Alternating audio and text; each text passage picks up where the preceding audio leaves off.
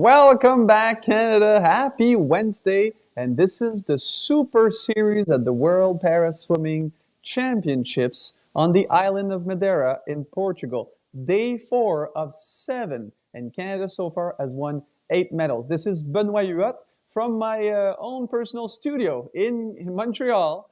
And we will be hosting this fourth final in the next 3-4 hours and show you the best performance of our Canadian team. Alors, bienvenue, re-bienvenue à cette 4e journée des championnats du monde de paranatation qui ont lieu sur l'île de Madère au Portugal. Bienvenue dans mon studio personnel à Montréal et pour vous accueillir dans cette superbe diffusion de la super série Paralympic. Alors, cette fois-ci, c'est les championnats du monde de paranatation.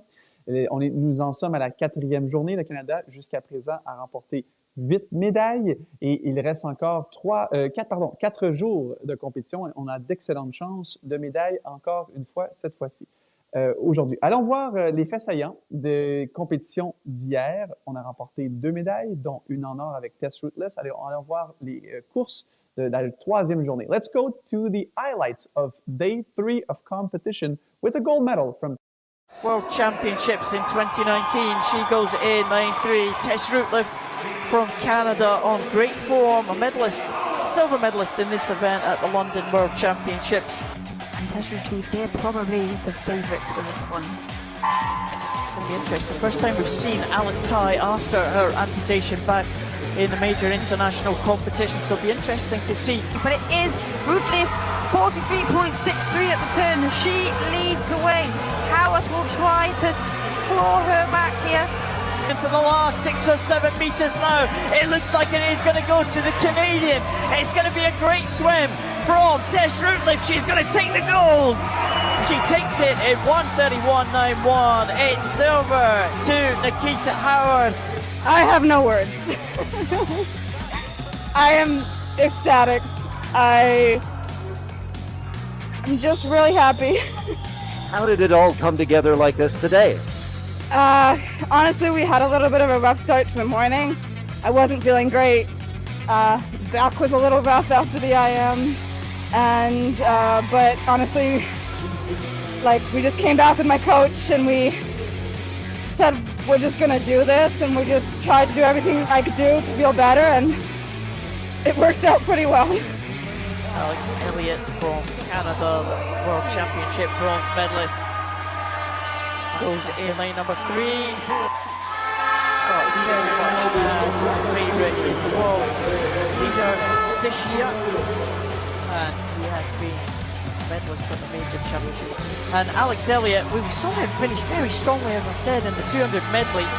So if he's in contention as they come to the closing stages of this one, and the Canadian might feel he has a chance as well. It looks like Elliott is going to get the bronze. Tacken is not going to catch Raimondi though. It's going to be gold to Italy. Stefano Raimondi takes another medal here at these championships, and he's delighted with that. He slaps the water onto the lane ropes. He takes another gold medal for the Italian team. Past Tacken, it'll be silver again for the Dutchman. It'll be bronze again for Alex Elliott of Canada.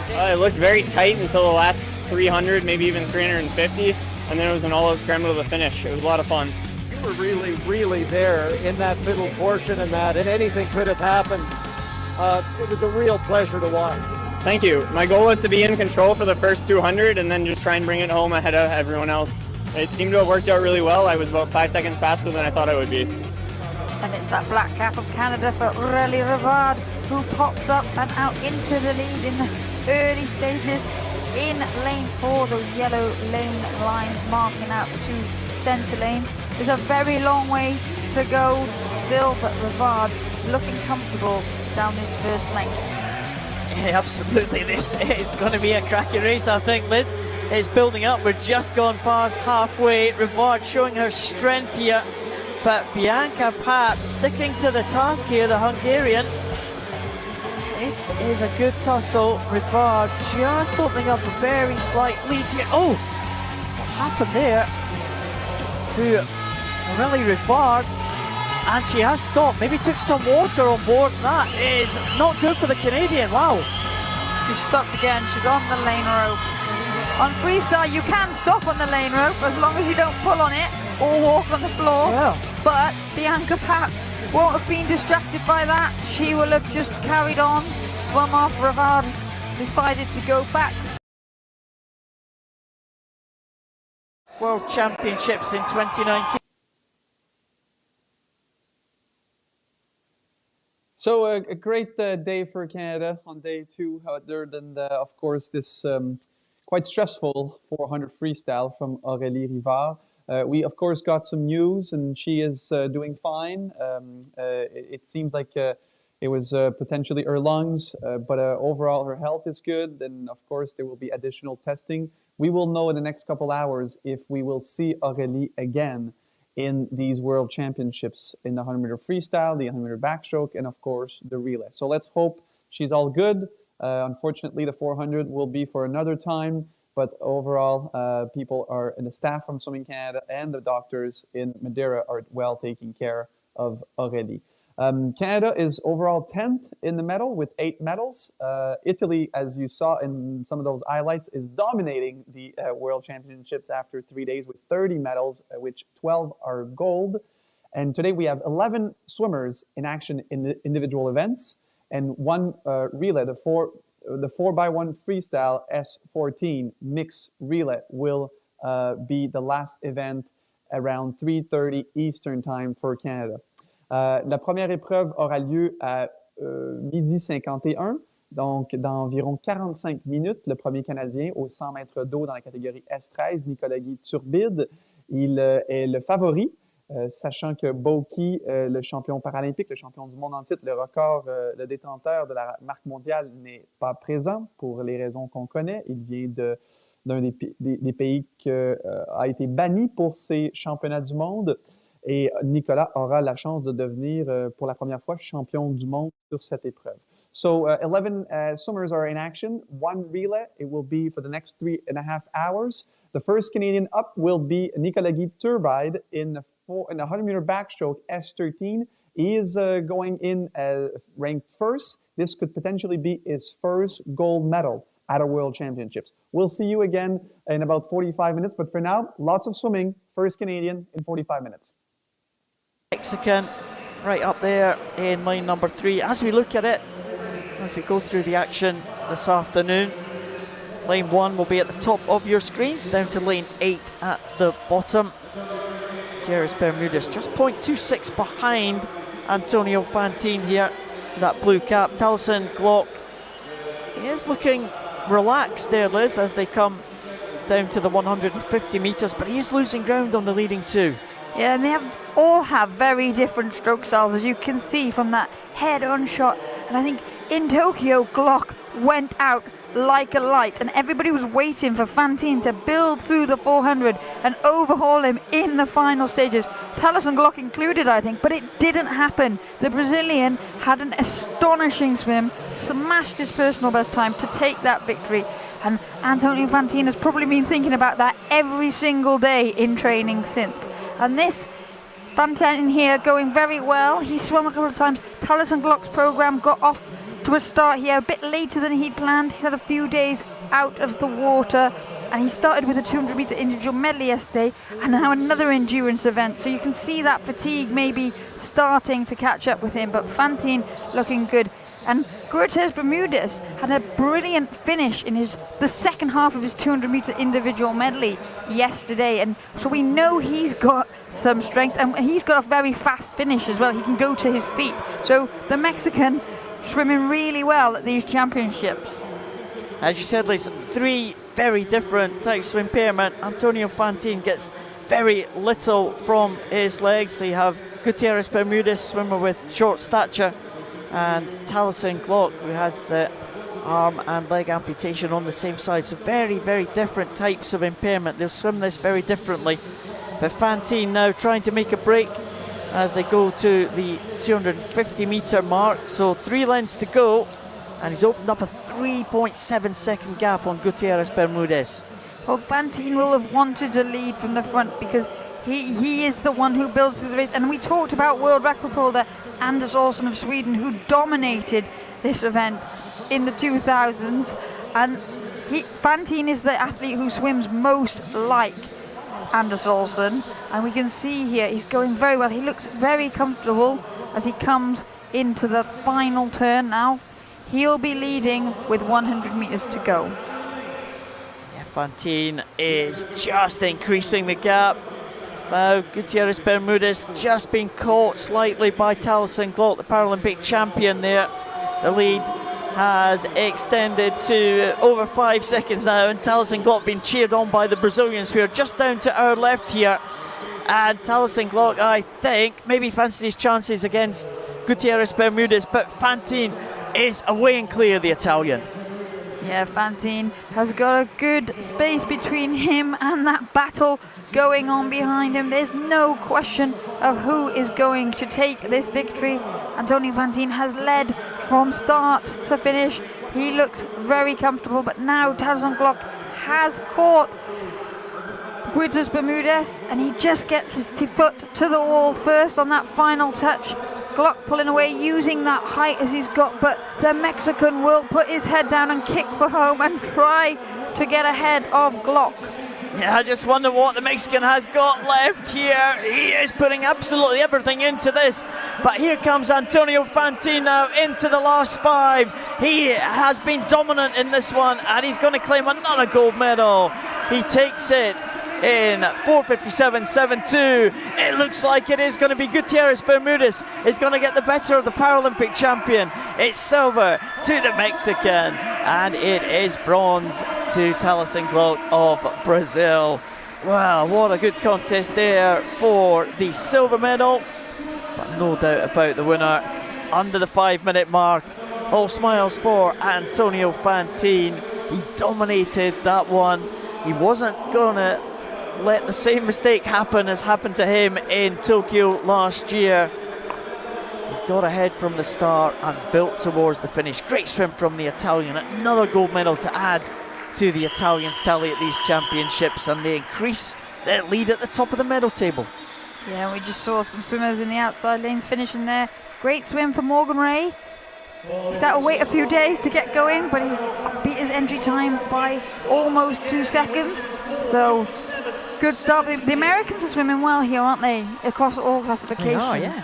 But Antonio Fantine definitely didn't want to repeat experience of what he had in Tokyo. I think he was as surprised as anybody to see Taliesin Glock ahead of him at the finisher. He's been so dominant in this S6 freestyle classification. Yeah, there's Antonio Fantine, the Italian, with no one else in sight. It's another gold medal to add to the one that he won in the 100 freestyle. But the young man, Juan Jose Gutierrez Bermudez, the younger of the two brothers, 20 years of age, just getting in ahead of Taliesin Glock there, the more experienced campaigner from Brazil. But there's a champion, Antonio Fantine. He's been a real star since he kind of burst on the scene at the Mexico World Championships in 2017. And he claims another gold medal at the World Championships ahead of Juan Jose Gutierrez Bermudez and Taliesin Glock in the bronze medal position.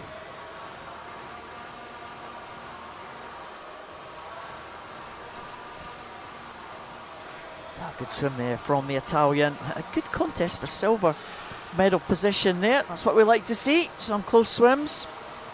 Yeah, that battle, that silver-bronze battle did then take them on to quick times as well, their quickest times of the year.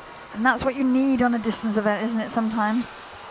Especially after a Paralympic Games, especially for Taliesin Glock after that surprise. It was a massive PB, so sometimes you can't get anywhere near that then for quite some time. Next event is just about to come out. It's 400 freestyle again, S6. This time it is for women. Led out in lane number 8 is the Ukrainian swimmer Sofia Fedorenko. Thelma Bjornsdottir from Iceland, European bronze medalist in the past, goes in lane number 1. 16-year-old Hungarian Evelyn Charas goes in lane number 7. Vianney Trejo Delgadillo from Mexico, World Championship silver medalist in 2017, goes in lane 2. African record holder Ayala Tufik from Egypt goes in lane number 6. Relay medalist from Tokyo last year, Leila Souzagan Abate from Brazil goes in 3. The main contenders will be in the centre lane. Nora Meister from Switzerland, the European gold medalist last year, and the gold medalist yesterday in the individual medley from Great Britain, Maisie Summers-Newton. Maisie Summers-Newton looked excellent in the qualification heats. She goes in lane number 4. Next to her, Nora Meister, who won the European title last year in this very pool in Madeira.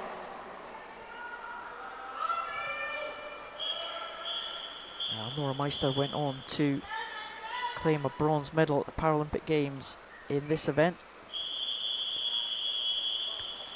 Paralympic title was taken by Jiang of China.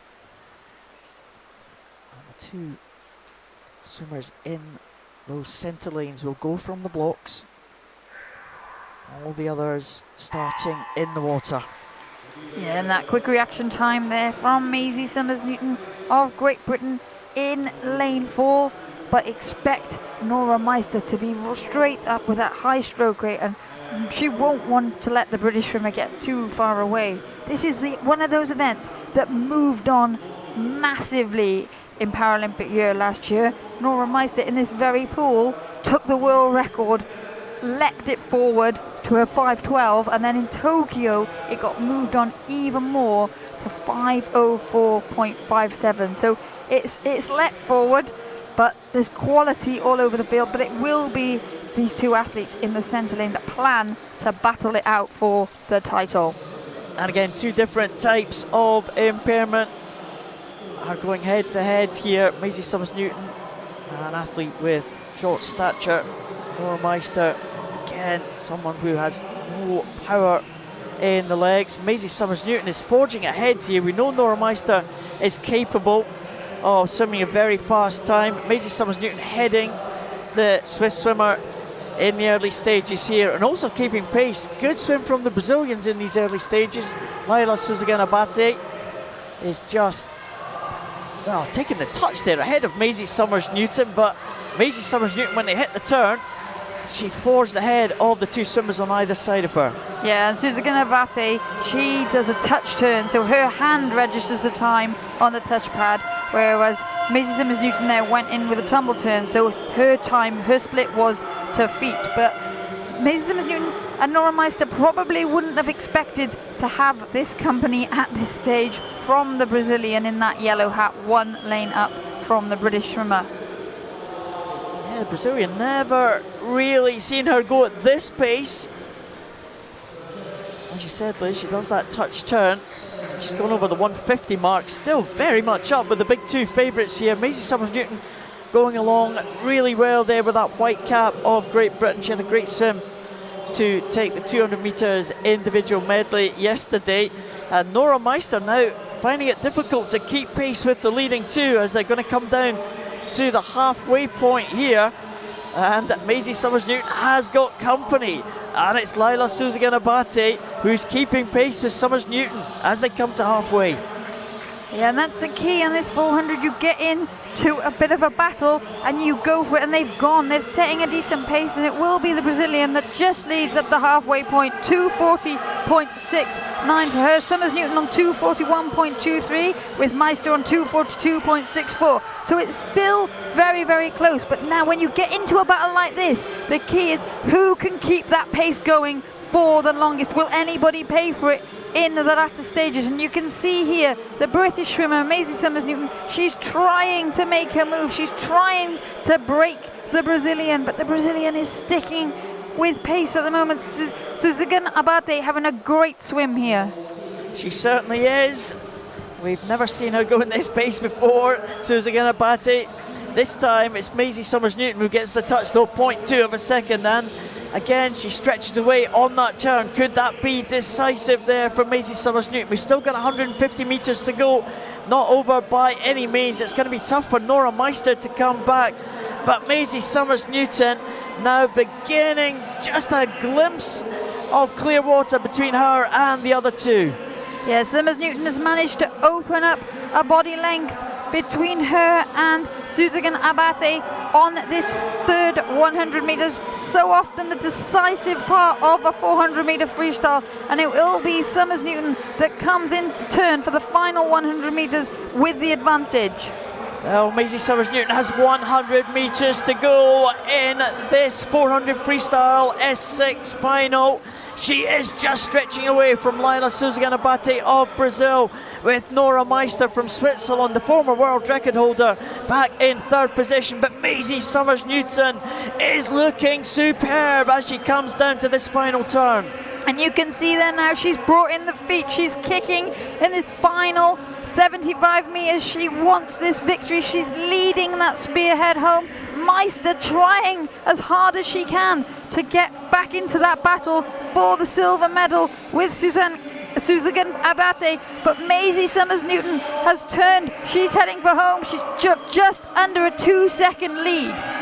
Well, Maisie Summers-Newton has opened up that gap now. Surely she is coming home for another gold medal performance. The Brazilian Suzagan Abate with that yellow cap is trying to get back on level terms, but I think she is now in a battle for the silver medal, because Maisie Summers-Newton is just getting stronger and stronger. Maisie Summers-Newton now into the last 15 metres. She will see the red markers. There is 5 metres to go now for Maisie Summers-Newton, and she will claim the title in the 400 freestyle. It will be silver to Brazil. Laila Suzagan Abate, a fantastic swim for her to take the silver, just ahead of the fast finishing Nora Meister of Switzerland. The Brazilian absolutely delighted with that performance, a lifetime best for her.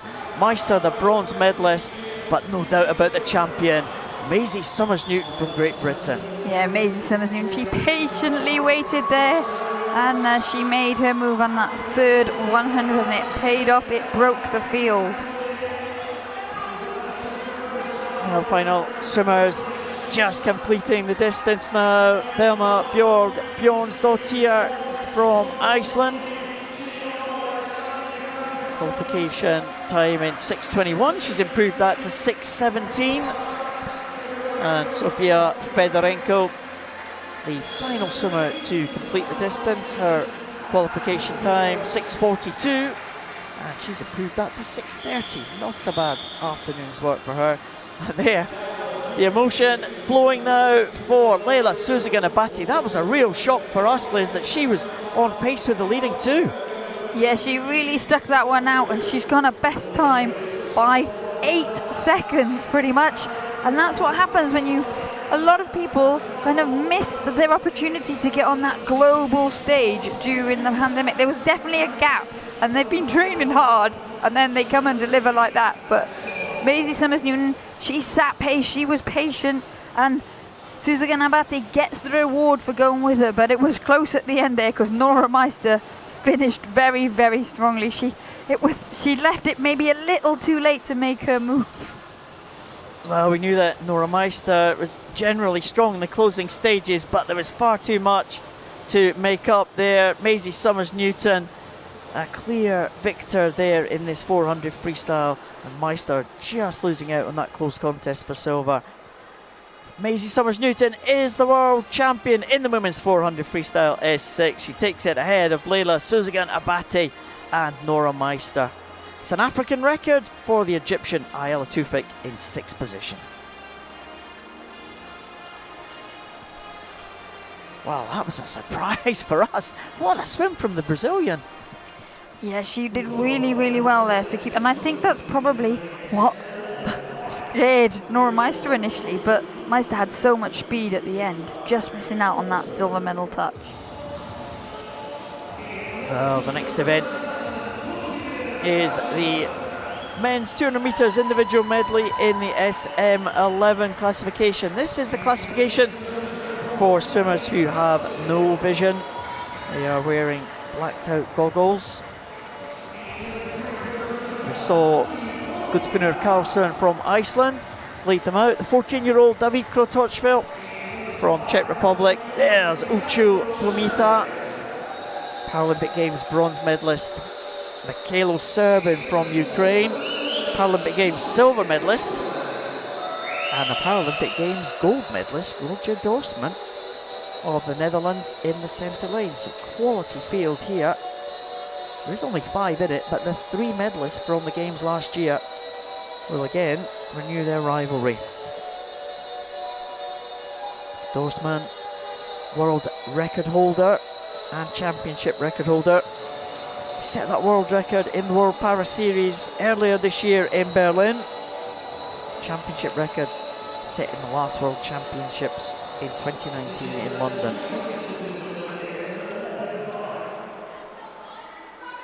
Dorsman certainly been the in-form swimmer this week, Liz. A couple of gold medals to his name already. Yeah, and he'll be hoping for another one here in this final.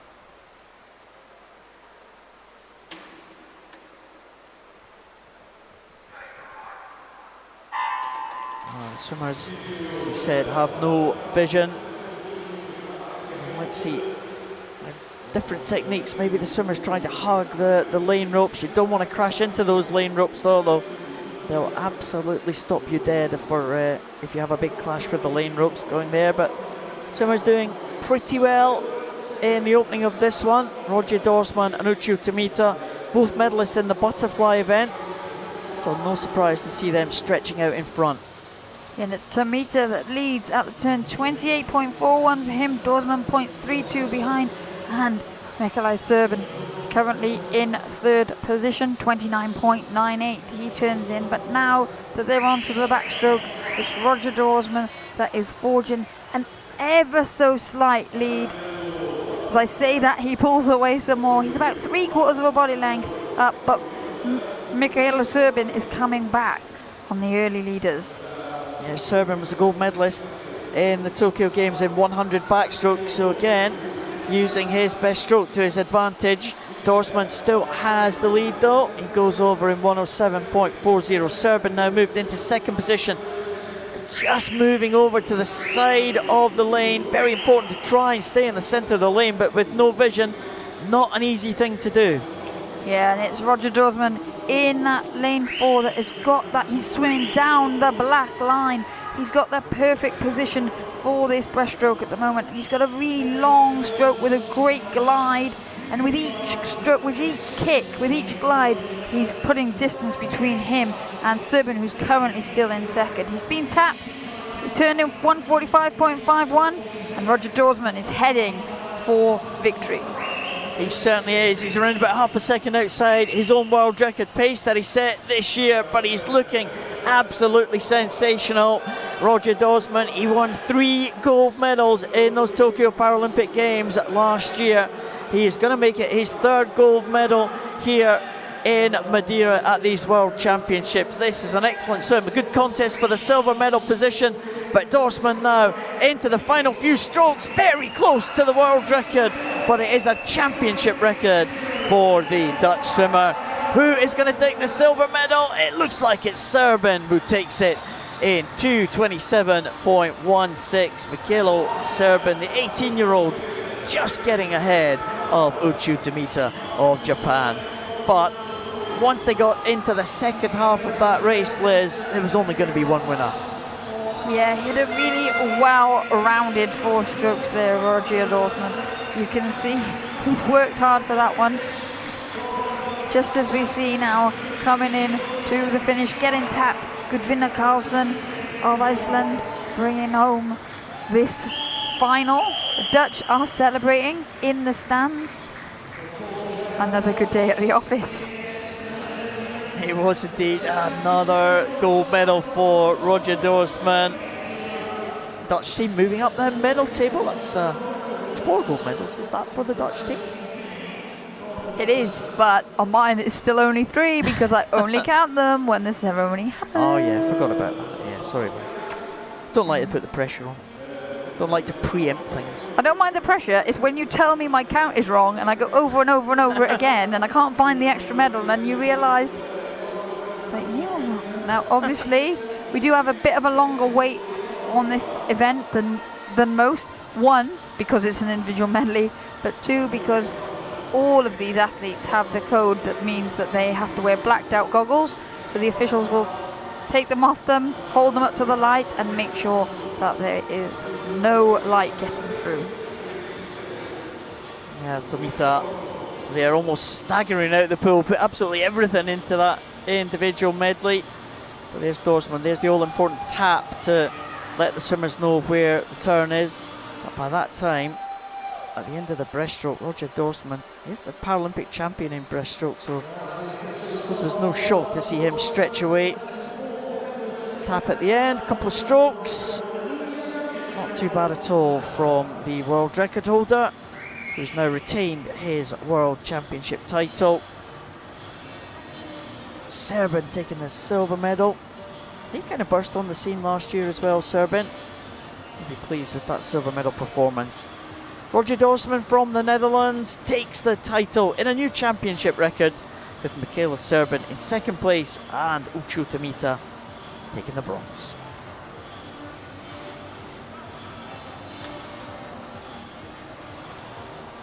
So another medal in the bag for the Dutch.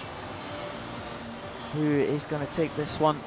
Women's 200 metres individual medley, SM11.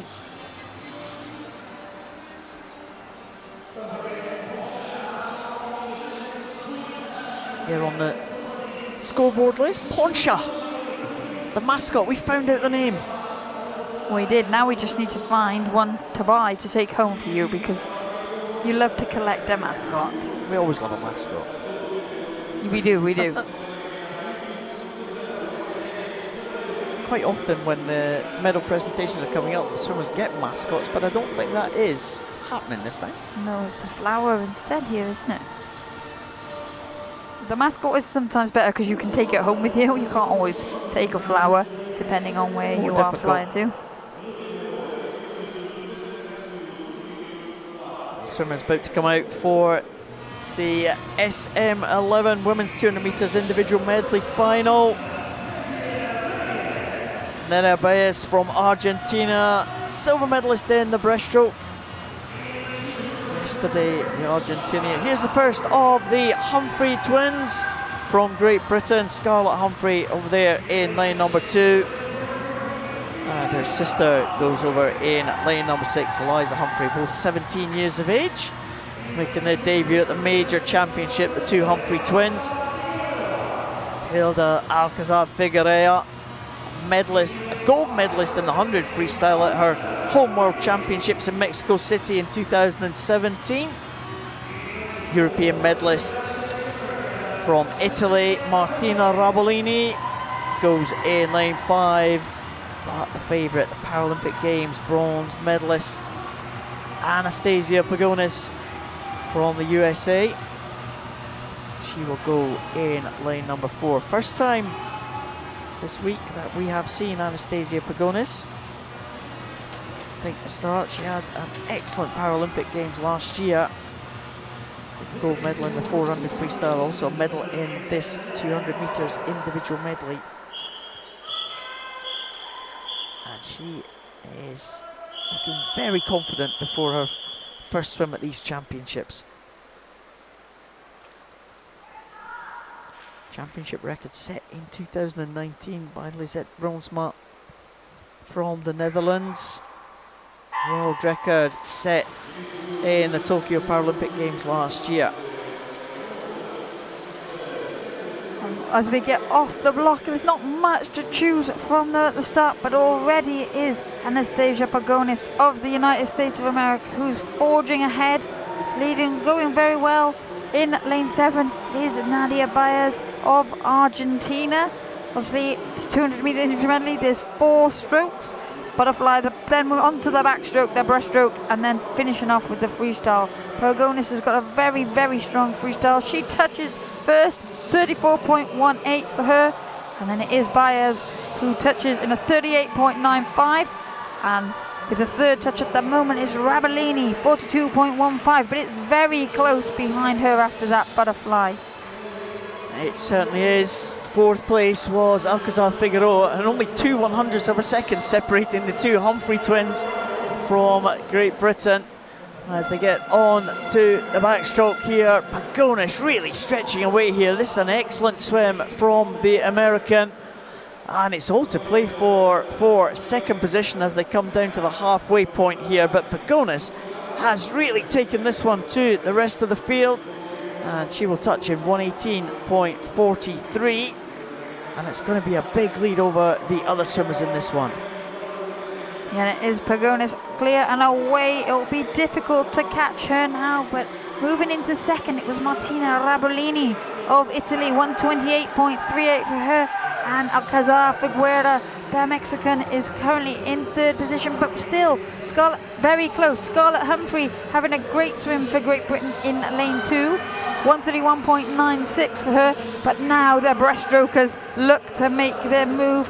Eliza Humphrey, better breaststroker of the twins, and you can see her clawing her way back, but the battle is on for the bronze medal. But to the other end of the pool, we can see Anastasia Pagonis. She's getting tapped. She'll touch the wall. She's heading for home of a 2:12.89.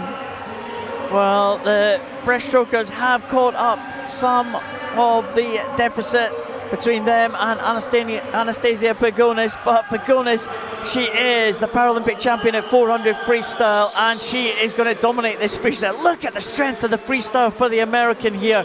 She is coming home there. Rabellini clear in second position, but a really good battle for the bronze between Alcazar Figueroa and Scarlett Humphrey from Great Britain. Here comes Pagonis into the finish. She will take the world title in 2:49.73. Rabellini is going to come home in the silver medal position. It's going to be another medal for the Italian. It looks like it might be Mexico who will take the bronze medal. Rabellini in that blue cap will take the silver.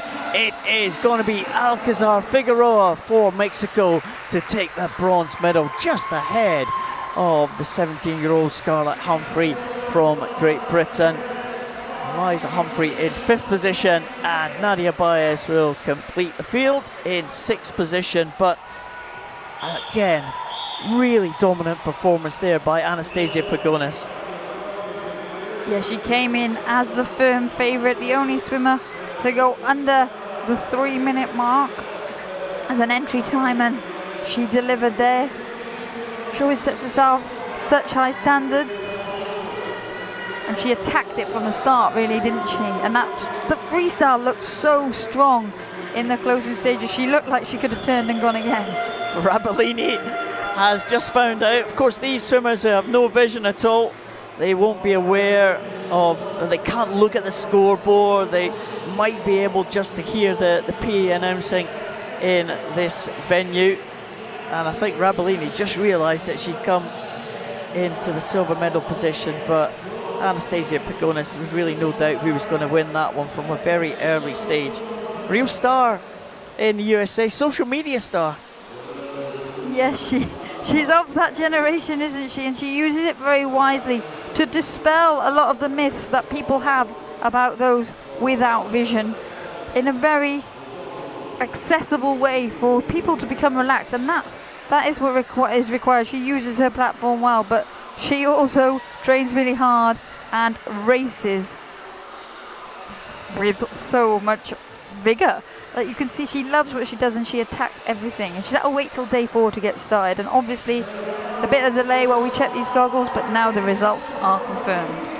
Anastasia Pagonis takes the world title in the 200 metres individual medley SM11 ahead of Martina Rabellini, and Matilda Alcazar Figueroa wins a close contest for the bronze medal position. We did talk about the Americans earlier, Liz, and well, they've got a few big names missing, but they're still producing the goods, aren't they? Yeah, they've definitely worked hard over recent years to develop the depth again across their squad, across the classification group. They had a lot of retirements around the same time, which left their squad then looking quite small. But the rebuild is going well, and nothing signified that more than the victory in the 20-point mixed medley relay last night. They haven't been able to field a 20-point relay. It's in the mixed format, and even when they could, it was still not as competitive as the Americans know they can be. Yeah, they took the gold medal last night, and they were absolutely delighted. They didn't leave the poolside for a long time getting pictures taken. We can see them, the kind of backstage from our vantage point. The next event is the men's 100 breaststroke SB12 classification. Swimmers with partial vision. We saw Eduardo Munoz Castro come out for Chile in lane number 2. Colin Jingguan Soon from Singapore in lane number 6, a 17-year-old. In lane 3, Andrei Vasanayev from Kazakhstan. Alexei Fedina, what a record he has, the Ukrainian, in this event, the 100 breaststroke, but he was beaten last year by this man, Vali Israfilov, who is representing Azerbaijan. Alexei Fedina is the world record holder and the championship record holder. That record stood since 2014. It was something of a shock for the Azerbaijani athlete to get in ahead of the great Fedina, who has had such a long unbeaten run. Paralympic champion in 2008, 12 and 16, silver medalist behind Israfilov last year. And it's Fedina that pops up first in that red hat for the Ukraine.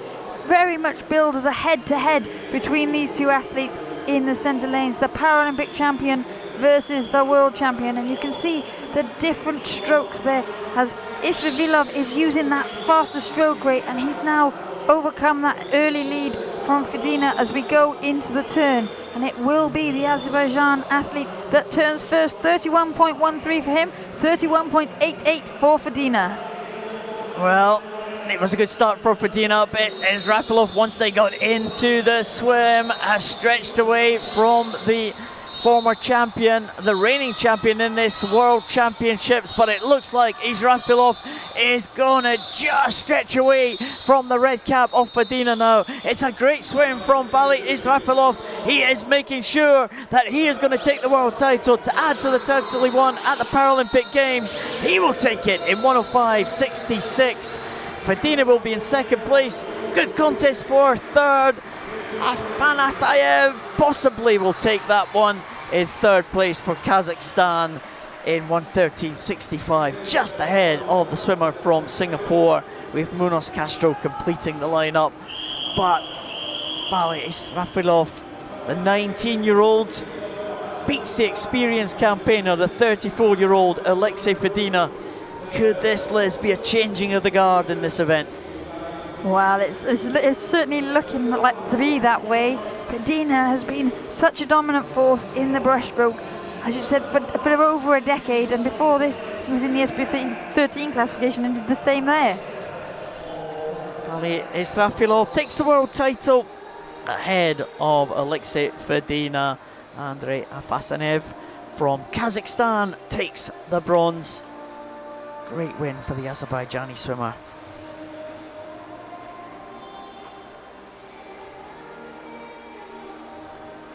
Well, there's Fedina in the red cap. He got away well, didn't he, off the block? But once they got up to the swim, Israfilov, well, he eclipsed the great champion, taking the lead just at the turn there, and coming back, showed his strength in that final 50. Yeah, you can see from this shot here, it was a brilliant shot, and he had the highest stroke rate, so he was moving more water, and he was therefore able to move forward more quickly, and that was ultimately what made the difference. He just had a higher pace. Good close contest for third place there. Kazakhstan swimmer getting another medal for them. They picked up a medal last night with Daliev. Might be the second medal for the Kazakhstanis at these championships.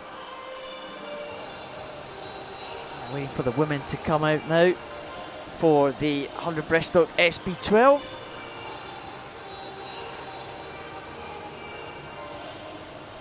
Seems to be a few delays the last few nights, Liz. They were just event after event after event after event. Well, they can't run the race before the published schedule time, and that is right now. Absolutely. It seems like we could catch our breath the first few nights, so we've got a little bit of time to chat in between events tonight so far. Belkis Mota leads them out for Venezuela. Only 4 swimmers taking the start in this one. Sophie Jinweng Soon from Singapore, 4th place in the Paralympic Games. The Singaporean athlete goes in lane number 3. Cornell Leach is the African record holder. She goes in lane number 5. And the favourite for this one, Maria Carolina Gomez Santiago, Brazilian, who's had a great start to these championships. 2 golds and a silver so far for Maria Carolina Gomez Santiago. And she will be big favourite, the Paralympic champion. Took that Paralympic title in 1:14.89 in Tokyo. Just a couple of seconds outside the world record held by Elena Kravtsov of Germany. He also holds the championship record of 1:13.62, but again, as they get away in the early stages, you see the spearhead, the Brazilian, straight into the lead. And it is the tall figure of Maria Carolina Gomez Santiago in that pale green suit for Brazil that is up and stroking really well there as she leads comfortably already with down the first 50 metres. Battle behind her though, Cornell Leach has been swimming very well for South Africa, and Sophie Soon of Singapore going well. They'll be battling it out, but the tap on the head for Gomez Santiago though, turning first in 34.91. It's Leach in second position at the moment, 39.05, but 39.52 for Soon of Singapore. Well, there's no doubt about who is going to take this one, who's going to take the gold. There is doubt about who is going to take the silver though, because it's a real contest between Sophie Jinweng Soon and Cornell Leach there. But Maria Carolina Gomez Santiago is away and clear of the rest of the field. She is going to take this one. We'll keep an eye on the clock, see if that championship record can be beaten. Not quite, 1:14.89, 91, sorry, very close to the 1:14.89 that she went in the Paralympic final last year. But she will take the world title, the Brazilian. It's an Asian record for Sophie Jinweng Soon to take silver medal position. An African record for Cornell Leach. She will pick up another medal for the South African team, with Belkis Mota in 4th position, the Venezuelan. But a real dominant performance there, Liz. Maria Carolina Gomez Santiago. She's really come into the Brazilian team over the last couple of years, and she's immediately almost been extremely successful. Yeah, Gomez Santiago has been, she's come around. They found her in this last Paralympic cycle, so she hasn't even done 4 years in the national team yet, but she was already swimming. She just didn't and her sight is deteriorating, but she didn't even realise really that the Paralympics was an option for her. And we find that a lot across para-swimming, across para-sport, that a lot of people are just so immersed in what they're doing, in their bubble with everybody, that they don't know how to access or where to access. But and they bumped into her, quite literally, I think, a competition, and really it's been amazing for her. It's been amazing for the Brazilians, and it's been amazing for this SB12 category. Yeah, she's had some great contests with other swimmers in the S12 category. Great Britain's Hannah Russell, a big rival as well. Hannah Russell not doing the breaststroke, but in the backstroke and the freestyle event, certainly those two have had great head-to-heads. In the breaststroke though, Maria Gomez Santiago had it all her own way in that final. She takes the gold for Brazil. It's an Asian record for Sophie Jinweng soon to claim another medal at these championships for Singapore, and a third medal in Madeira for South Africa, this time for Cornell Leach.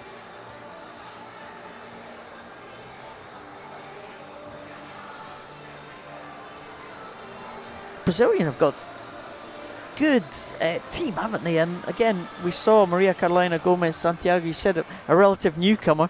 They've introduced a couple of other swimmers this time. At Madeira, we're seeing them for the first time. And they've got the full range. I mean, Santiago's not young, but then they have got people at every end of the spectrum in a lot of different classification groups. And on to the men's event. This time it's the men's 100 backstroke for the S13 classification. Again, classification for swimmers with a visual impairment. The Asian champion, we saw him going through, Kirill Pankov from Uzbekistan, going in lane number 8. Paralympic Games finalist from last year, Genki Saito from Japan. Spanish swimmer Enrique Jose Alhambra Moller, he will go in lane number 7. Kirill Garashenko won that extremely close contest for the 100 freestyle last night. The Ukrainian goes in lane number 2. French have got big hopes for this man, Alex Portal. 2 medals already at these championships. Can he hit the top spot, the French swimmer? Alexei Verchenko, gold medalist on day 1 in the 100 metres butterfly. He's third fastest into this final.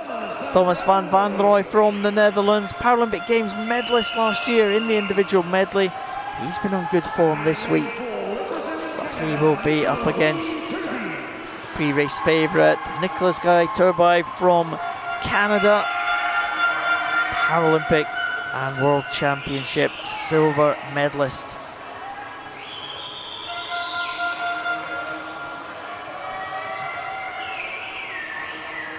Canadian and the Netherlands swimmer, the only 2 swimmers with entry times under the 1 minute mark. Nicholas Guy Turbide, and to add to the silver medal that he won at the World Championships in 2019.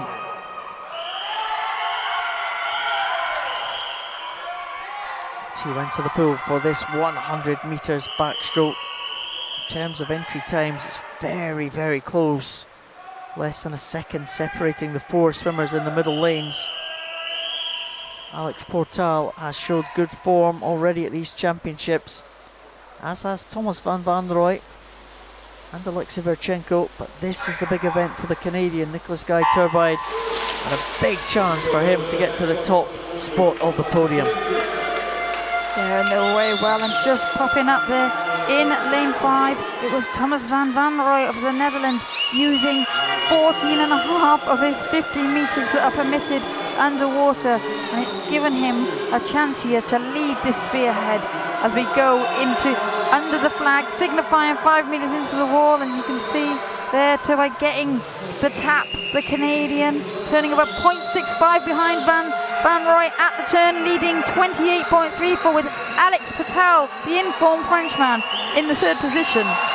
Well, it is a very good start for Thomas van Vanrooy of the Netherlands. Nicholas Guy Turbide coming back, the Canadian now 1 lane up from the Dutchman. A Canadian really pushing hard now.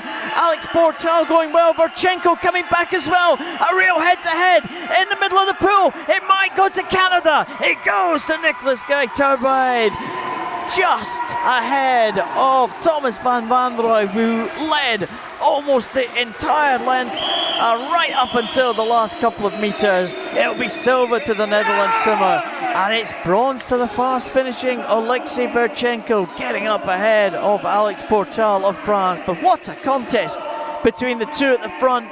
Thomas van Vanrooy did everything he possibly could, but he was just eclipsed in the final few strokes. And the Canadian, he was a silver medalist at the World Championships in 2019. He's the champion here in 2022. Well, he absolutely timed that to perfection. And we talk so much about having to swim your own race, and Van Vanrooy took it out We've seen him with good first 50 speed in other events that he's swum here, and you can see he had a clear lead at the turn. But it was Turbide that swam with such confidence. He didn't panic. He came back. They came level, and only in the 5 meter mark did they become level. And it was Turbide that just took it with that final stroke. And Verchenko was finishing really fast to take the bronze medal. The Canadian, absolutely ecstatic with that victory there. Nicholas Guy Turbide takes the world title for Canada in the men's 100 backstroke S13. Thomas van Vanrooy the silver, and Alexei Verchenko the bronze for Ukraine. And that's an happy swimmer. Congratulations, Nicolas Guy Turbide. First-time world champion after a long career. Nicolas Guy started his career on the national team over 10 years ago, but he was often second, third, now a gold medalist at World Championships. Of course, Aya Burki, one of the greatest swimmer, unfortunately for the reasons that we know, his country was banned from competing at these World Championships, not attending. However, that doesn't matter. Nicolas Guy is world champion for the rest of his life. So congratulations, what a race, what a second 50 meter, eh? He was second at the turn, if not third. And that last 25 meters, that shows a lot of commitment in training. Great work to Nicolas Guy. Alors, bon début de soirée, bon début de 4e journée pour l'équipe canadienne. Une médaille d'or, une 4e à ces championnats du monde, une 9e médaille. Elle vient à Nicolas Guy Turbide. C'est la première fois de sa carrière, après plus de 10 ans sur l'équipe nationale, qu'il remporte une médaille d'or en championnat du monde. Il sera extrêmement fier. Et que dire de ce deuxième 50 mètres. On a vu à quel point que le Néerlandais est en avance au temps de passage aux 50 mètres, mais il a eu l'entraînement, l'expérience qui était nécessaire pour terminer en force cette course. Et vraiment, que dire, c'est fantastique, fabuleux comme épreuve. On doit être extrêmement fiers de Nicolas Guy. Il sera bien heureux. Le temps n'est pas nécessairement ce qu'il aurait souhaité. Nicolas Guy régulièrement nage sous la minute, mais lorsqu'on est au championnat du monde ou aux Jeux paralympiques, ce qui compte avant le chronomètre, c'est le temps final. Pardon, la position. Alors, on attend dans la zone mixte Nicolas Guy pour ses commentaires. Comme vous avez vu, il est extrêmement heureux. So we're waiting a few moments for Nicolas Guy's comment in the mix zone. He's probably not going to be too pleased with the results, with the what I'm saying with the time. But what matters at the World Championships or the Paralympics is by far the ranking more than the time. Because a time, you could do a time at any events in the world, whether it's a national championships, a World Cup, but the medals at Worlds or the Paralympics, they're only available when that moment is happening, which is every second year for the World Championships or every 4 years at the Paralympics. Alors, Nicolas Guy, on m'indique qu'il est épuisé, il semble fatigué suite à sa course. Peut-être que c'est énormément d'énergie. On sait que Nicolas Guy a eu des défis à l'entraînement dans les derniers mois, des problèmes, des blessures au bas du dos. En espérant, les épreuves de dos semblent être difficiles pour lui dans les dernières années. Mais voyons voir, peut-être qu'on va revoir Nicolas Guy dans la zone mixte un peu plus tard. So I'm being told that Nicolas Guy is resting on the side of the pool deck. We might have him later on in the mix zone, but he's been suffering from low back injury over the past couple months, so maybe it's a link. And I know when he swims the backstroke, it's always quite a bit of a challenge for him. So let's hope he's fine and healthy. And let's hope we're going to have him back later in the mix zone. But for now, let's go to the Olympic Aquatic Center. And our next Canadian will be Felix Cohen in the men's 100 free S8. And we will have his comment after the race. And all smiles from the Australian. Should have waited till day 4 for her first event of the program, but it was definitely worth it. Oh, great swim from Pergolini. As you said, Liz, she really took it out hard there. We saw her in the 100 freestyle yesterday win it, kind of a surprise gold medal. We've had a few surprises in this particular classification, the S13 class for women. This one pretty much went to the form book in terms of the winner, but we did expect Carlotta Gili to challenge a little bit more, the championship record holder. Well, there was no heat this morning, so these athletes were coming in ranked off their times from the Paralympic Games.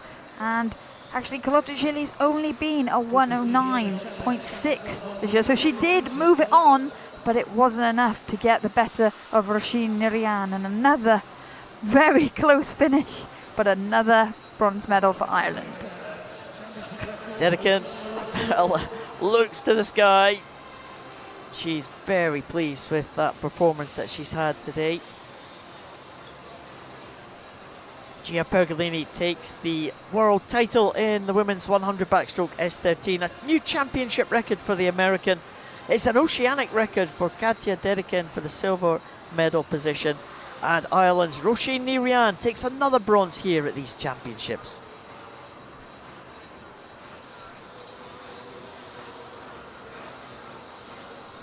Oh, the finals just keep coming, Liz. That was a great swim as well.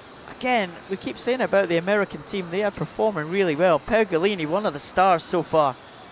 Yeah, Pergolini had such an amazing Tokyo 2020. And that backstroke, she really stepped it up and moved it on, and it's great to see that she's backing up those performances here at this World Championships. Yeah, she was almost stunned to win that 100 freestyle yesterday. We saw the pictures of her when she finished. You could hardly believe that it was her that they were announcing as the champion. Absolutely, but this is going to be the one she will have come for. The 100 meters backstroke is her main event. The 100 freestyle for the S8 classification for men. Felix Cowan, the 19-year-old from Canada, first one to show. Former European champion Mikhail Golas from Poland. Champion back in 2018, the Polish swimmer goes in lane number 1. Matthew Torres had such a good battle in the 400 freestyle. The American, he took silver behind the Italian Alberto Amadeo, who took that 400 meters title on day 1 of this World Championships. Luis Armando Andrade Guillen, the experienced Mexican medalist at his home World Championships in 2017. Bronze medalist in the butterfly. Silva de Souza of Brazil. Robert Griswold, already 2 gold medals to his name at these championships. And the reigning world champion from Greece, Demosthenes Michelintzakis. He goes in the middle in lane number 4. Greek swimmer taking the bronze medal in Paralympic Games last year. He's the reigning European champion as well as being the reigning world champion. We'll start as favourite for this one. Michelintzakis was disqualified in the butterfly yesterday. Be looking to make amends in this, the 100 freestyle. Yeah, and this proves to be quite a close encounter. All of the athletes going on their best times of the year in the heat this morning, and it is that windmill arm of the gold cap belonging to Gabriel Silva de Souza of Brazil that will look to take it out quickly. He is the 50-meter specialist, so he'll try to use that speed, but it is Michelintzakis, the defending world champion, going with him. De Souza gets the touch at the turn, 28.14 for him, 28.38 for Michelintzakis, and currently in third it's Andrade Guillen of Mexico, 28.8. But now watch for that black cap and the charge of Robert Griswold as Michelinzakis looks to make his move. Oh, Michelinzakis is making his move. He's going ahead of the Brazilian, Da Silva, Souza. Griswold now coming back into contention here in the centre, but I think it's going to go to Michelinzakis. Michelinzakis takes it. Griswold in second, and Silva de Souza will take the bronze. Another bronze for the Brazilian, but Michelinzakis has made amends for that disqualification in the butterfly. He takes the title in the 100 freestyle in the S8 classification. It was a fast finish from Griswold to bring him through into the silver medal position, both the leading two under the 1 minute mark, and a bronze medal for the Brazilian. Silva de Souza just over that 1 minute, 1 minute point 10 for the Brazilian. Delighted with his day's work. Silva de Souza accepted a bronze medal in the butterfly this morning. You have another bronze medal to pick up tonight. Yeah, Michelinzakis there looks happier than we've seen him for a while at the end of the race, and so he should be. He really moved away from the chasing pack in the closing stages of that race with about 25 meters to go, but Robert Griswold of the United States of America, he finished like a train. Yeah, there is a start. It was the sprinter in that yellow cap just to the left of the shot there, Silva de Souza, who'd led them through at the halfway point. He went over just ahead of Michelinzakis, but the Greek swimmer hit the front in the first half of that final 50, and as they came into the finish, it was very, very tight. Mikel Golas from Poland almost featured in the medals, right at the top there in lane number 1, finishing 4th. The fast finishing Griswold through into silver medal position, but there's the champion, Michelinzakis from Greece. He needed that one, redemption for the Greek swimmer after his disappointment of yesterday. Michelinzakis from Greece takes the world. 8th position for Felix Cohen of Brassard. Again, another final for Felix at his first World Championship. Lots of experience for this young swimmer of the South Shore of Montreal. A personal best time, 101.51. This is going to build his confidence in the lead up to the Paris Paralympics in 2 years from now. Alors, une 8e position pour le jeune Felix Cohen de Brassard. Alors, c'est un meilleur chronomètre personnel, 1:51. On voit maintenant Félix dans la zone mix qui s'apprête à parler à Keith Wells. On va aller entendre ses commentaires. Let's go to the mix zone and see what Felix has to say after this final. Felix, congratulations. Personal best. That must feel pretty good. Yeah, thank you. Definitely faster than this morning, so I'm really happy with it. Tell us about how did the race go for you? Really good. I had a good race beside me, and it's a 0.7 best time, I believe, so that's really good. Give us an idea of how much help that is when you've got someone beside like that. Well, it's always fun to race people your speed, and I think it was a question of like 0.03, so I'm happy with it. It's 1 second faster than this morning, so I can ask for more. Really good. For our French listeners, take us through the race en français. En français? Ok. C'était une très bonne course. J'ai fait 0.7 de best. Fait que je pouvais pas demander mieux, puis c'est ça. Congratulations. Thank you. Well done, Felix.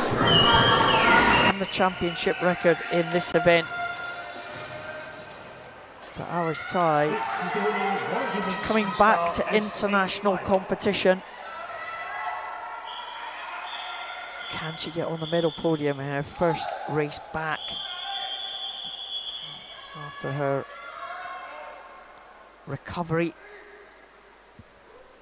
She's had an amputation recently, just at the end of last year. What can she do in her first major final since then?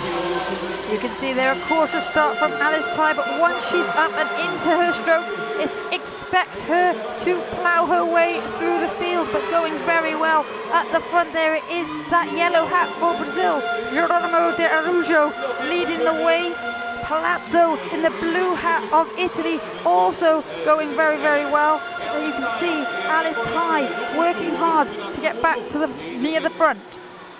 Real stylish technique from Alice Ty. It's brought her back into contention now. And it is the Brazilian Geronimo de Araujo who just has the lead. Ty in second place. And Palazzo, it's the big three side by side here, Liz. Yeah, and it is. You can see from that angle, it looked like the Brazilian is trying to forge ahead. But Palazzo in the blue hat of Italy, she's kicking hard for home. Alice Ty's got her head down. She's using those arms to try and come through. This could go anywhere. It is all going to come down to the touch now. Alice Ty trying to come back. Palazzo maybe just holding on here. It's going to go to Italy. Palazzo takes it ahead of Alice Ty. And the third place goes to Cecilia Geronimo Araujo. What a swim there from Palazzo, just to take it from Alice Ty, the two great rivals and friends, first and second place. And Alice Ty absolutely delighted to be on the medal podium on her return to international competition. Well, that was exciting. It lived up to the promise. Everybody's smiling, and it was a fast finish there. Palazzo made her move. She knew she was going to have to work hard for that one. She was coming in as the fastest in the world this year, and there are the three medalists who will enjoy their moment on the podium. They certainly will. It was a great start from the Brazilian Geronimo de Araujo.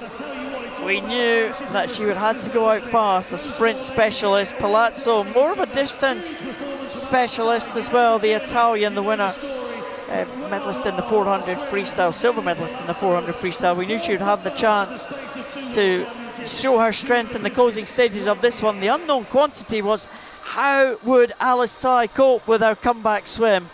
The answer is she coped extremely well, taking that silver medal. Our competitors, I think they're glad to see Alice Ty back in the fold again. Yeah, I think there's always that sense of family. You see it in a number of races. The athletes, you're used to racing each other. You do care about each other. Maybe not for the minute or so that you're racing, but before and after. Zena Francesca Palazzo from Italy. And a great sixth place for Abby Tripp of Kingston in Ontario, now training in Quebec City under the guidance and coach Marc-André Pelletier, swimming alongside with Aurélie Rivard, Nicolas Guy-Turbide, and Alec Elliott. So she's certainly going to be pleased. She added that event again to her program, and she's been training a bit more in sprint. So let's go to the mix zone. Allons à la zone mixte pour voir Abby Tripp sur son. Abby, took a few ticks off of your morning swim. How did it all?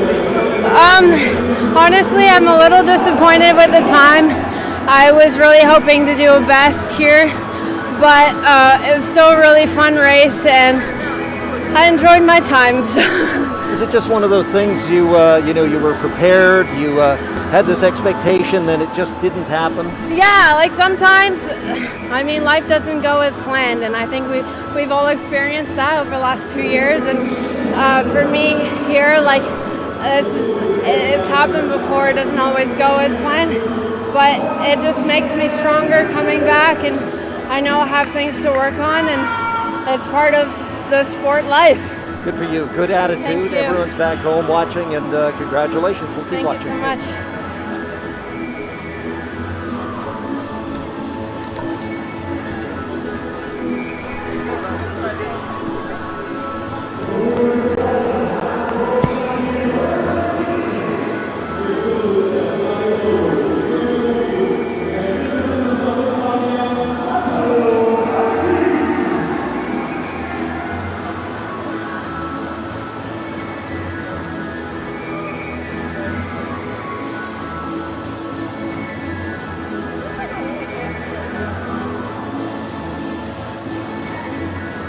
La jeune Abby Tripp qui s'entraîne à Québec. Malheureusement, elle espérait faire un meilleur chronomètre personnel. Elle était un petit peu à l'écart, mais elle pourra se reprendre certainement à d'autres épreuves plus tard à ces championnats du monde, particulièrement aux 100 mètres d'eau.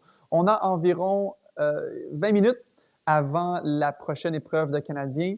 Il doit avoir des cérémonies de médailles, si je me fie au calendrier. Par la suite, les prochaines épreuves canadiennes auront lieu donc dans 20 minutes, comme je le disais. 2 Canadiennes prendront part aux 50 mètres d'eau dans la catégorie S3 chez les dames. Nikita Enns, qui sera dans le couloir numéro 2, et Ali Van Wixmart sera également de cette finale. So, about 20 minutes before the next race for Canadian athletes, now it's the medal ceremony. We will go back to those. And Canada will have 2 swimmers, Nikita Enns and Ali Van Wixmark, in the next event in about 20 minutes in the women's 50-meter backstroke S3. See you again.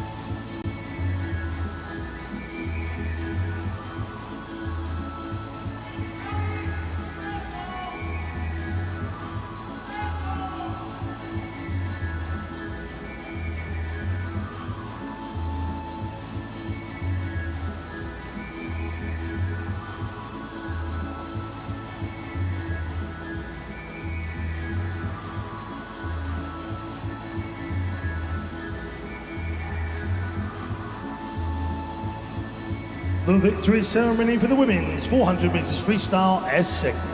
Cerimónia da vitória para os 400 metros livres femininos, classe S6. The winner of the bronze medal representing Switzerland. A vencedora da medalha de bronze em representação da Suíça, Nora Meister.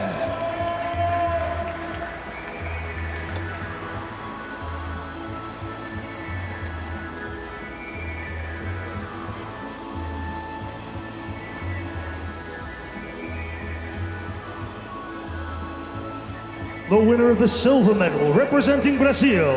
A vencedora da medalha de prata em representação do Brasil, Leila Suzicana Abate.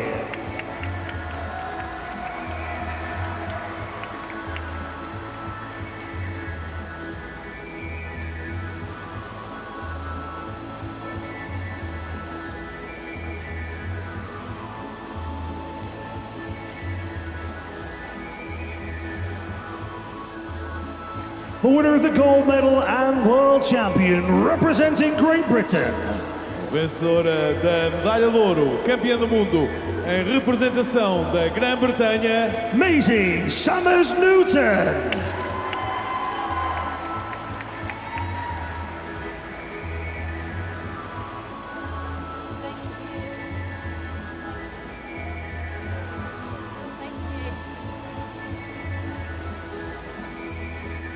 Please rise if you are able for the national anthem of Great Britain. Por favor, levantem-se, se possível, para o hino nacional da Grã-Bretanha.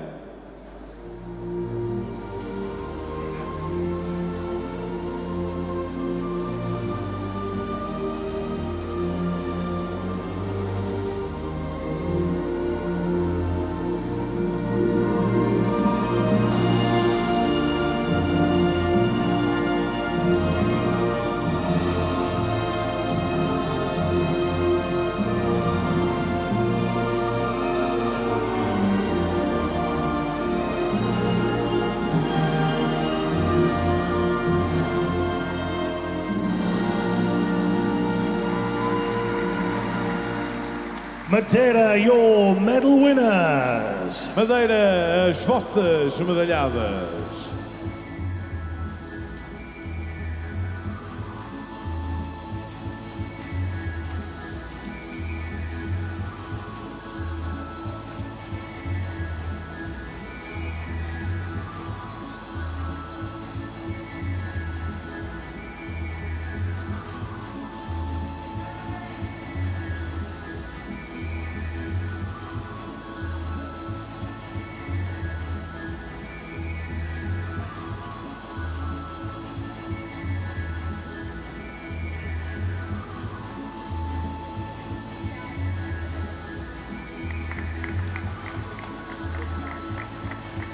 The victory ceremony for the men's 200 meters individual medley SM11. Cerimónia de vitória para os 200 metros estilos masculinos, classe SM11. The winner of the bronze medal representing Japan. A vencedora da medalha de bronze em representação do Japão, Uchu Tomita.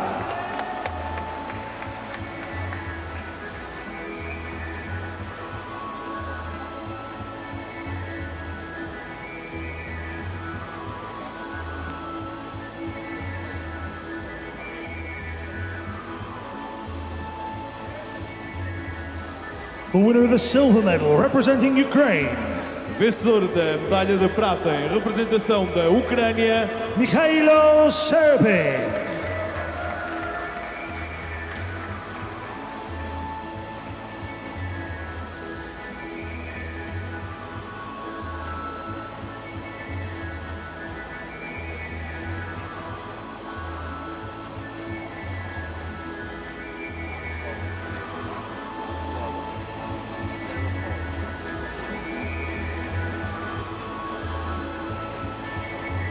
The winner of the gold medal and world champion representing the Netherlands, vencedor da medalha de ouro e campeão do mundo em representação dos Países Baixos, Roger Dorsman.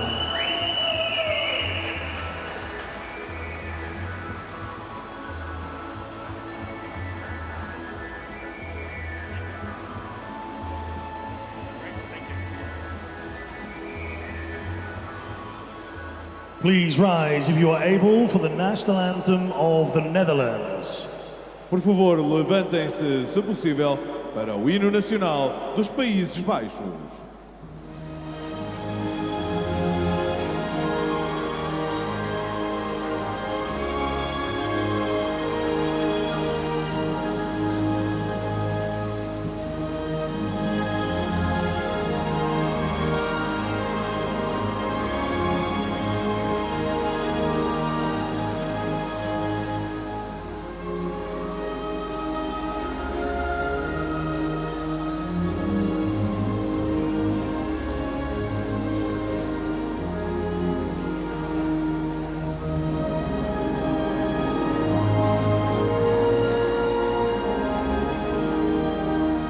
Madeira, your medal winners. Madeira, os vossos medalhados.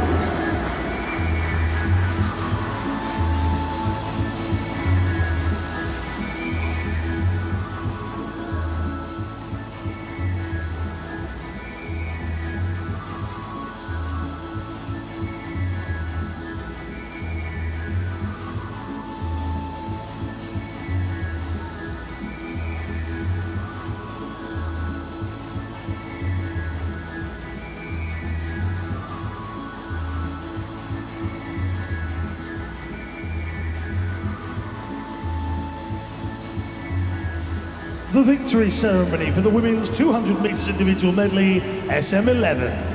Cerimónia de vitória para os 200 metros estilos femininos, classe SM11.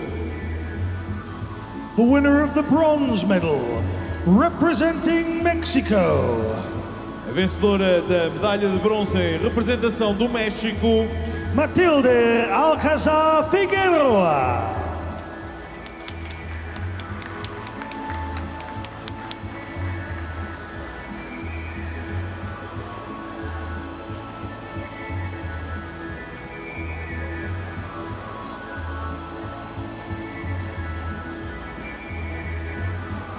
The winner of the silver medal, representing Italy, vencedora da medalha de prata em representação da Itália, Martina Rabolini.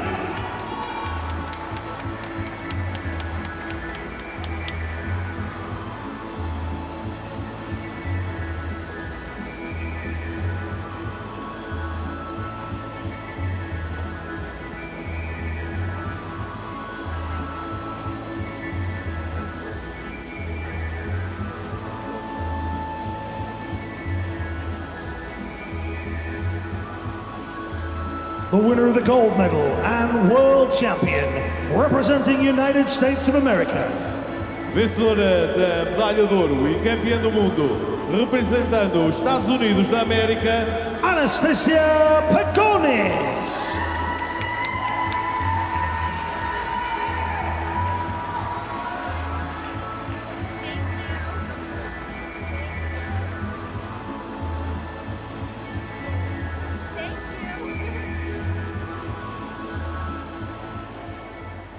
Please rise if you are able for the national anthem of the United States of America. Por favor, levantem-se, se possível, para o hino dos Estados Unidos da América.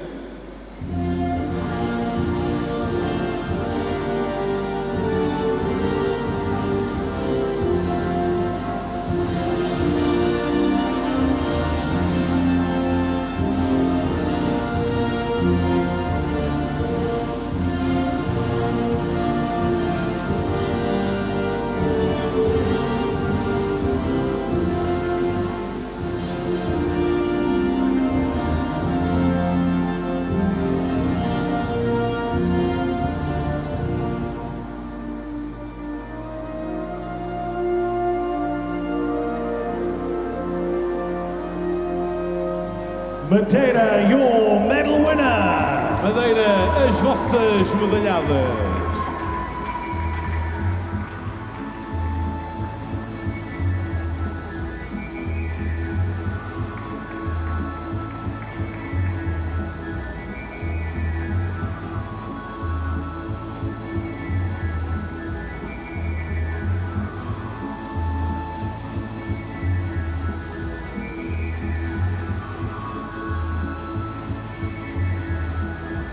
Well, there's a scene outside the venue here on the hilltop in Funchal. Great sights of the capital of Funchal. Great view if you look down towards the ocean. And there is pretty much what it looks like inside the pool. Yep, there is that window. A window on Funchal. How's the medals looking now, Liz? I'm ready. You're ready, yeah? I saw you getting ready. After those Tee you ceremonies, up. right? Italy, 13. America, 11. Great Britain, 9. And then Netherlands have picked up an extra medal, so they've moved on to 5. No one else yet, according to my strategy, has moved on. It just adds to the little bit of excitement slash drama. Mostly stress for me. Keeps us on our toes. Keeps me on my toes. There's Team Pergolini. Quite a lot of Americans have travelled over to support. Yeah. We almost stole a taxi off Matthew Torres's fan club. Yeah, we did. No, we stole advice about how to get a taxi. That's what we used. It's very helpful. There's the French as well. They have been very vocal. We're hoping to pick up some medals tonight, I'm sure. Big opportunity for the Mexicans tonight to pick up a medal in this one.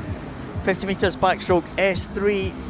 Marcos Rafael Zarate Rodriguez leads them out onto pool deck. We're at the 50 metre end now. One length of the pool for the swimmers in the 50 backstroke. Grant Patterson already 2 medals to his name, the Australian. He's followed out by Spanish swimmer Miguel Angel Martinez de Halo. A 19-year-old German will be next to appear. There he is, Josiah Top.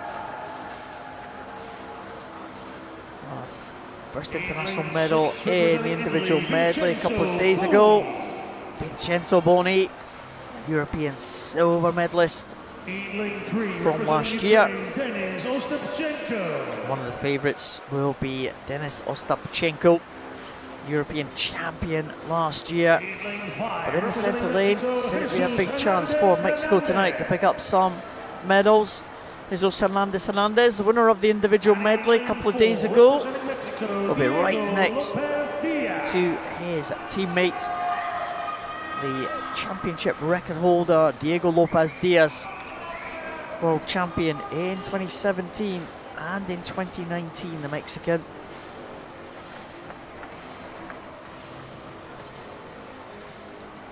Again, as we've seen throughout this programme of events, S1 to S10 for those with physical impairments, with S1 being the most severe, S10 being the least impaired. And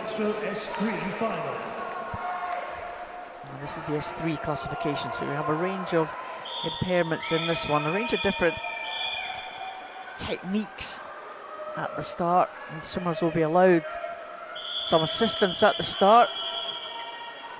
And we'll always see them take advantage of that. Coaches holding some of the swimmers in position. Some will be using those bands. Some will have their own starting devices.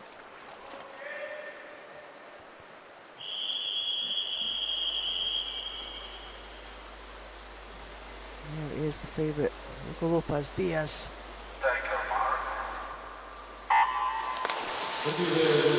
And you can see Scooter Patterson getting away well for Australia, but once they are moving, expect it to be the centre lanes that start to move forward.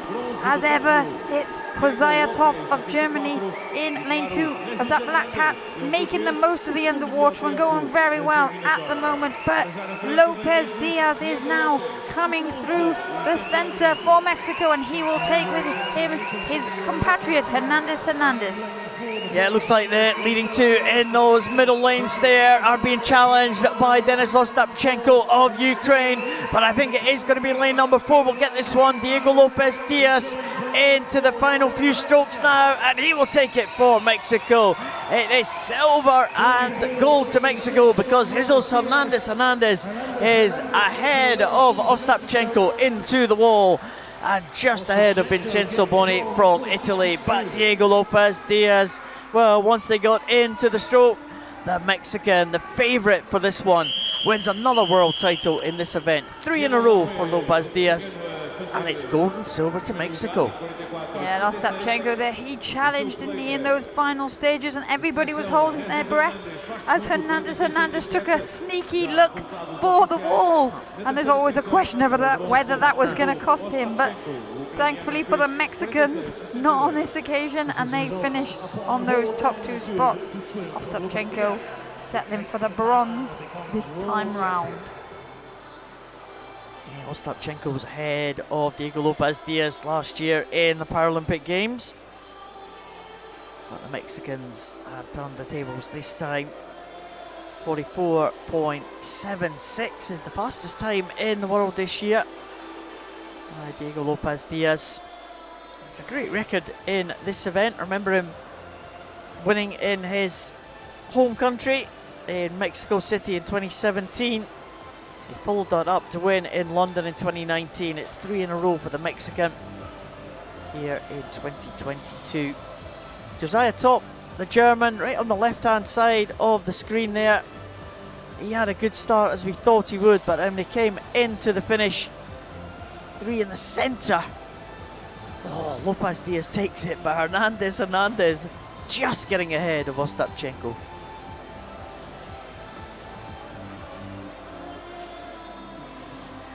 Diego Lopez Diaz takes the world title yet again for Mexico. It is Hernandez in the silver medal position and Denis Ostapchenko from Ukraine in the bronze medal place.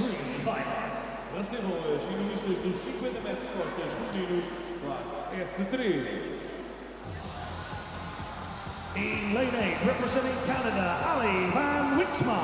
Women's 100 metres backstroke, women's 50 metres backstroke for the S3 classification.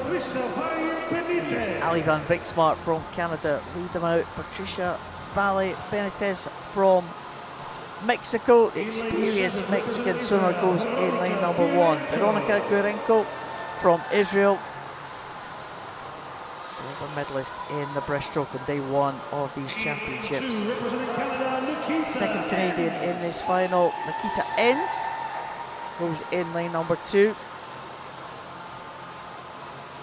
Heidi Chiriz Perez, second Mexican in this final, takes her spot in lane number 6. Brazilian, 4th place in the Paralympic Games, Maria Pereira Barreto, go in lane number 3. Great Britain's Ellie Chalice, Paralympic Games silver medalist, goes into lane number 5. Leanne Smith, 3 gold medals already to her name at these championships. She will be the pre-race favourite, swimming in lane number 4, a fast lane for the USA swimmer.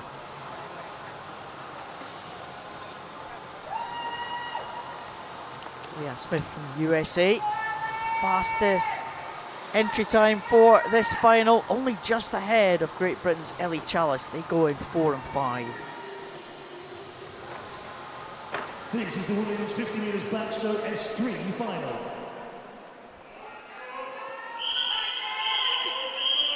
A world record and championship record held by Peng of China and Townsend of the Netherlands respectively. Ellie Chalice has had a great week so far, bettering her best times, and she might have to do that if she is going to challenge Leanne Smith from the USA, who leads the world rankings this year.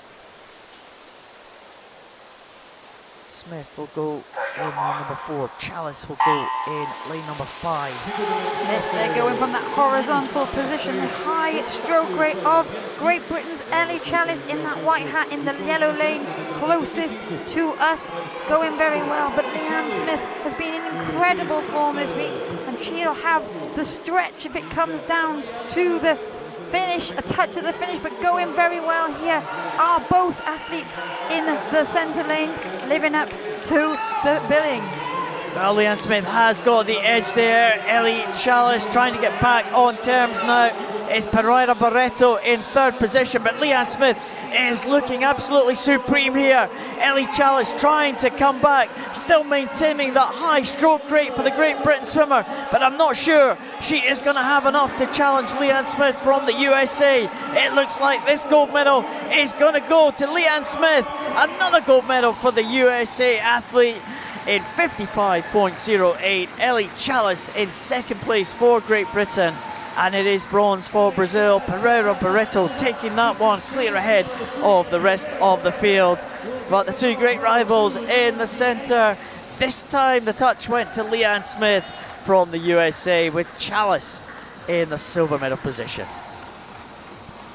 Well, yeah, what a race that was. They were looking forward to this one. Ellie Chalice was looking forward to racing Leanne Smith today. Both smiles. That's the quickest time in that Chalice has been this year, so she brought the A game, and there we can see bronze medalist Mariara Pereira Barreto of Brazil. She'll be happy to be on the podium, but Leanne Smith of the USA is in emphatic form here at these World Championships. Yeah, another gold medal for the American, her 3rd individual gold medal. She also won a gold. She anchored the USA relay team last night to that famous victory in the mixed medley relay. Great Britain's Ellie Chalice gave it absolutely everything.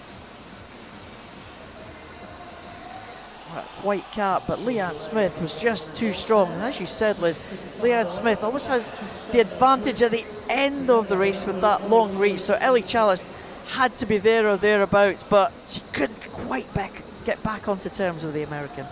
No, once the American goes past, it then becomes very, very difficult for Chalice to pick up that pace because she's already swimming with such a high stroke rate. Well, Leanne Smith, definitely one of the form swimmers here in Madeira, winning another medal for the American team. Americans having a great championships. I'm still waiting for confirmation of that result. I think we have it now. Leanne Smith from the USA takes the gold medal in the women's 50 backstroke. 108.70 for Nikita Enns, a 4th position in the women's 50-meter backstroke S3, and 8th position for Ali van Wixmark. So that's a great position for Nikita. Not a personal best. She was close though. Let me check, because I think she did an eye touch. So let me just have a look at what her personal best was. I think it is. I think it was a Canadian record. Yes, I'm sorry. The original timing was 109, but I think now she went 108.70. That's why it took a while for the time to be posted. She must have touched underneath the pad or above the pad, the electronics. So that's great. So it should be a Canadian record for Nikita Enns. And alors, on semble voir un record personnel et un record canadien pour la 4e position de Nikita Enns. On la voit maintenant dans la zone mixte. Elle est bien heureuse avec un beau sourire. Big smile for Nikita. It seems like a Canadian record for the forward position in the women's 50-meter backstroke S3. Canadian record, it seems. How was that? I'm pleased with that race. It was really good. You know, from the morning, again, is it just go through the normal routine and hope that everything comes together? Is that it? Yeah, that's right. You kind of focus on the warm-up and meditate on the technique, and then hopefully it comes together. And when it does, that's the result. That's pretty decent. The Canadian record, you must be very pleased. I'm pleased with it, yes, and I'm looking forward to hopefully improving more. Where do you go from here? Pardon me? Where do you go from here? Saturday is going to be a busy day with the 1 and 200 free, so that's what I'll be getting ready for. Keep her going. Thank well you so done. much. Thanks. Hi, Everett. Okay.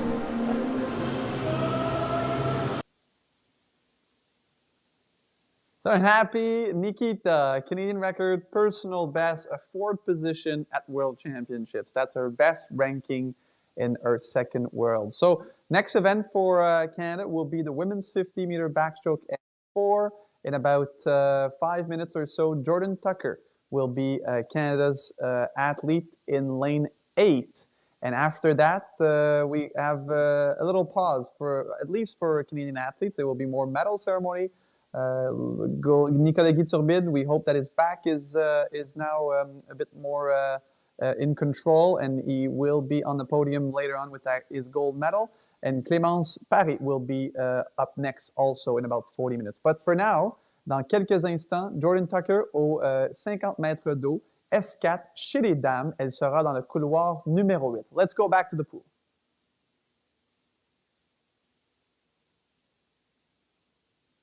Quicker than the likes of Cameron Leslie and Camacho Ramirez. The race of two halves here. Yeah, and there you can see Topkin's gone down to use that underwater effectively, and Petracek popping up. As expected, the fly kickers in the lead at the moment, but now the charge will come from the centre lanes. Cameron Leslie of New Zealand having a great meet here already this week and going well. It is Camacho Ramirez of Mexico. Well, Petracek is holding on here. He's got about 15 metres to go, and Leslie has still got some work to do in the closing 10 metres here. Petracek looking across now. Is he going to hold up the challenge of Cameron Leslie? I think it's going to go to the Czech Republic. Petracek will take it in 41.94. What a victory for Arnos Petracek. Cameron Leslie comes through for second position with Camacho Ramirez in third place and Mats Topkin in fourth. But Arnos Petracek, he is the world champion. What a swim from the Czech Republic swimmer. Yeah, and he always delivers that tense finish. We know he's going to go out well, and he's dominated this event. Years ago, for years, he was the man to beat, and he always delivered. And in recent years, it's been a bit of chopping and changing of who's going to win, but not today. Arnos Petracek, he went out fast, he held on, and he's just waiting. He's looking at that scoreboard, waiting for those results to be confirmed. We've all learned that lesson this week, and the experienced man from the Czech Republic making sure that those results are in. Well, the race kind of went as we expected. Petracek and Topkin went out fast there. Cameron Leslie and Camacho Ramirez playing catch up in the closing stages, but Petracek kept his eye on Cameron Leslie to the right hand side of Leslie, just in second position ahead of Camacho Ramirez. And the two great rivals, they've had some great tussles over the last few years. Leslie took the world title in 2019 ahead of Petracek. The tables have been turned tonight. Petracek takes the world title ahead of Cameron Leslie and ahead of Camacho Ramirez.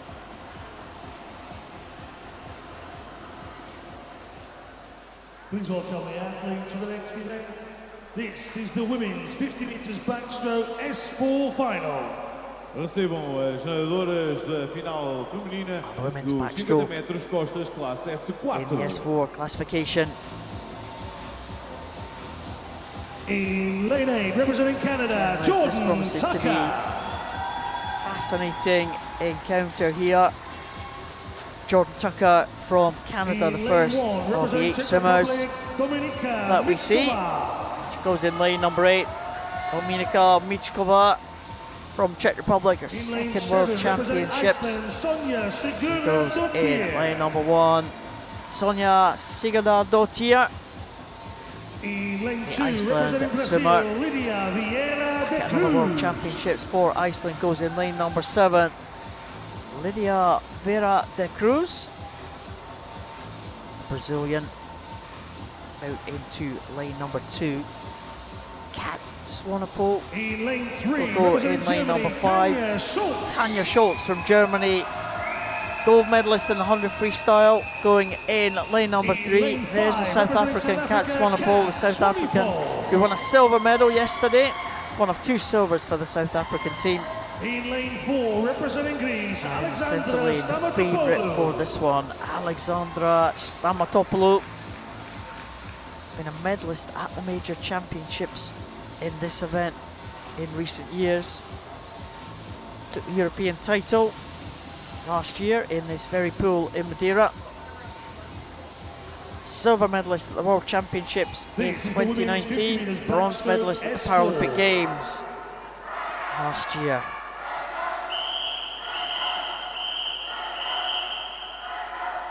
Stamatopoulou. This is her main focus. This is the big event for her. Kat Swanepoel was 4th place in the Paralympic Games last year. Sigurdardóttir's out in lane number 7.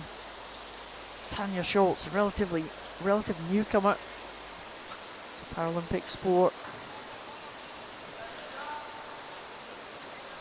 She's making her way across to lane number 3.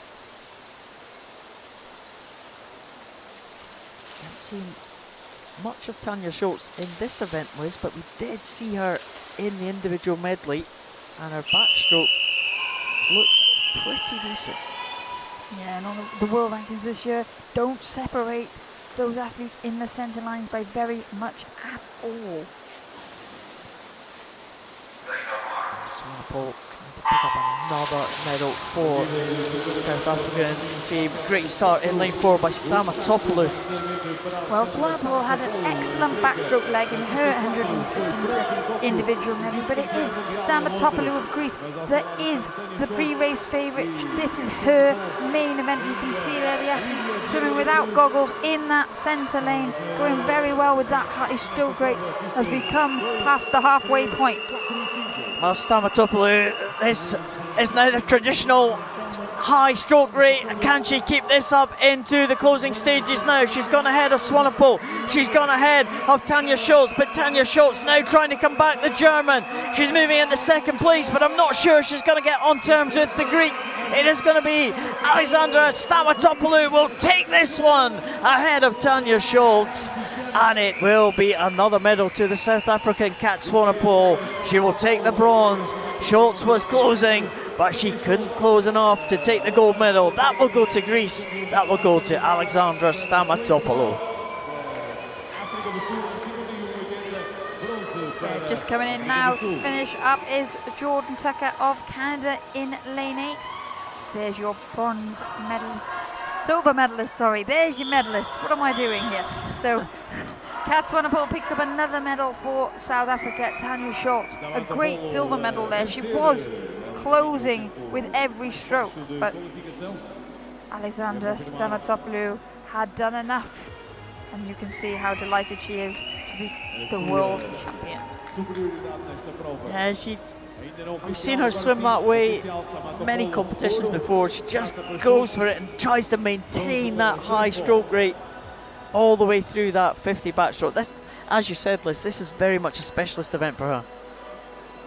Yeah, and with that comes a little more pressure. And as we said, Tanja Schultz, nobody knew too much about her in terms of the backstroke, but Stamatopoulou will have had one eye on that 150-metre individual medley earlier in the week, and both the other medalists were in that. They both had good backstroke legs, but Stamatopoulou didn't let that phase her. She delivered here tonight. There's gold and silver medalists. Tanja Schultz, as we said, a newcomer to Paralympic sport after an accident just in 2020. Alexandra Stamatopoulou punches the air. She is the world champion in that time of 49.97. Tanja Schultz from Germany. So Jordan Tucker with a 7th position. Lots of racing for Jordan at her first World Championship. So good for her. Another great experience in the final. Alors une autre belle course, une 7e position cette fois-ci pour Jordan aux 50 mètres d'eau. S4 chez les dames. Alors on la voit dans la zone mix avec Kate Wells. Let's go to the pool and see how the race went for Jordan. All right, 7th race in 4 nights. That's pretty busy. How was the energy? It was amazing. I loved it. You've still got all of that energy after 7 races. Yeah, I'm never out of my comfort zone. That's a way to do it. Take us through this one a little bit. How did the race go altogether? I felt really energized, really happy, and I thought of something that made me go faster. Okay, 7 races down. How many to go? I'm done. This is it. And so adding it all up, are you pleased with how this World Championship has gone? Yes, I am very pleased for my very first one, and I'm hoping to do more in the future. Well, it's been a pleasure to watch you. Well done. You're the busiest athlete on this 31 swimmer Canadian team so far, so congratulations. Thank you.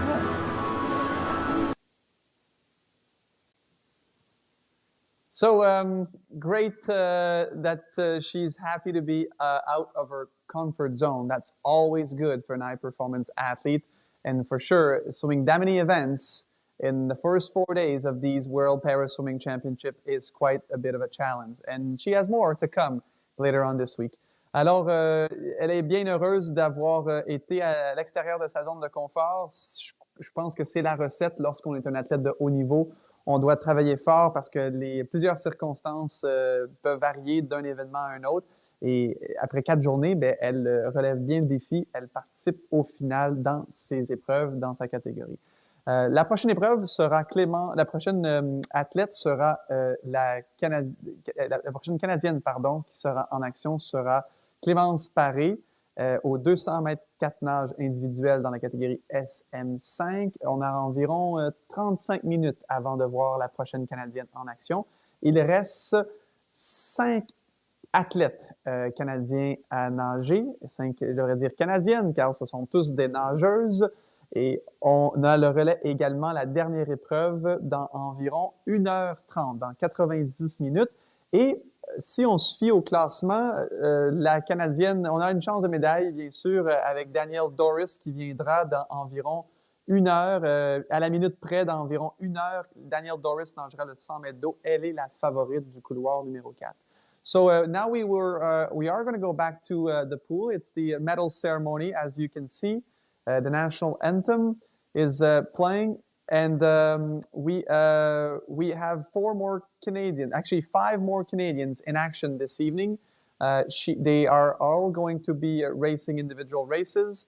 Danielle Doris has a great chance to win a medal in the S7 100-meter backstroke.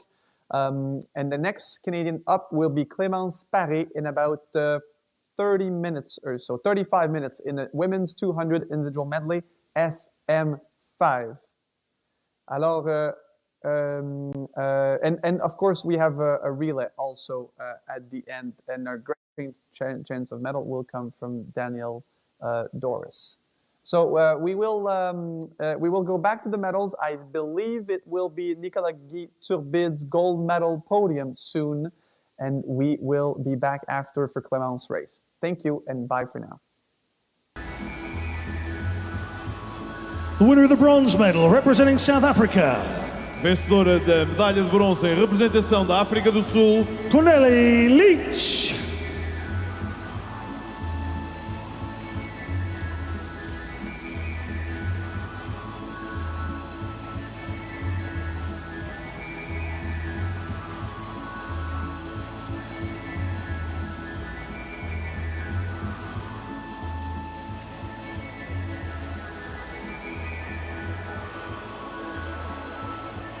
The winner of the silver medal, representing Singapore. Vencedora da medalha de prata em representação de Singapura, Sophie Chinwen Su.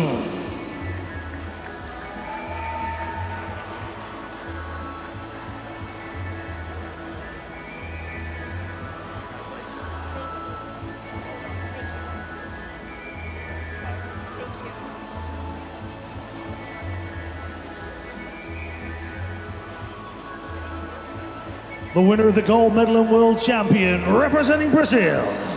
vencedora da medalha de ouro em representação do Brasil e campeã do mundo, Maria Gomes Santiago.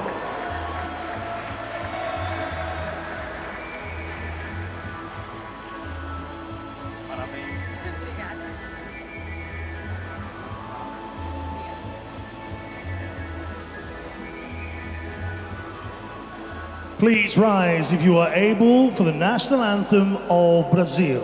Por favor, levantem-se, se possível, para o hino nacional do Brasil.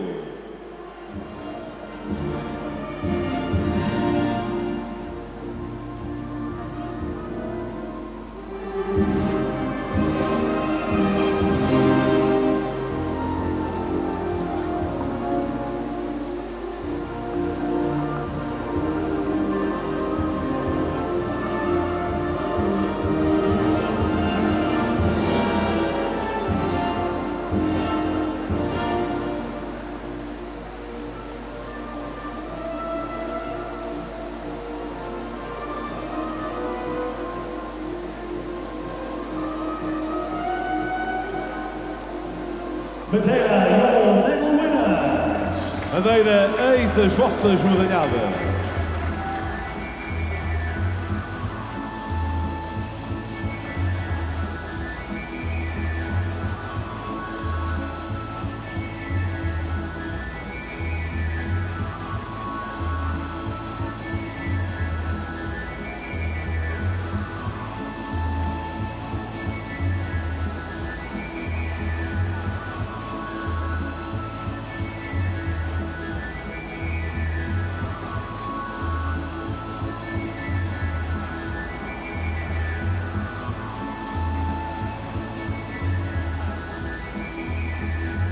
The victory ceremony for the men's 100-meter breaststroke S13. Cerimónia de vitória para os 100 metros costas masculinos classe S13. Winner of the bronze medal representing Ukraine. Vencedor da medalha de bronze em representação da Ucrânia, Alexei Virchenko.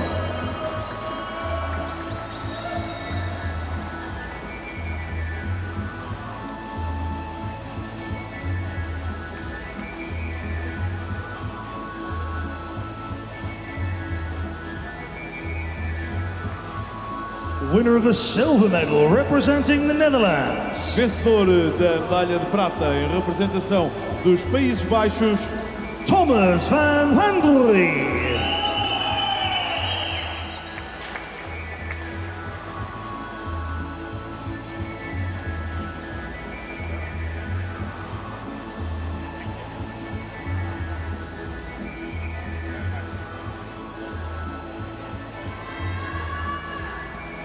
The winner of the gold medal and world champion representing Canada. vencedor da medalha de ouro e campeão do mundo em representação do Canadá, Nicola Kirby.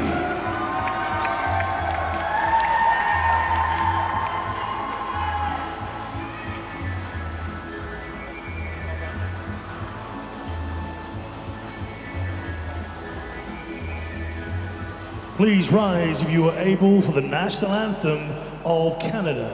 por favor, levantem-se, se possível, para o hino nacional do Canadá.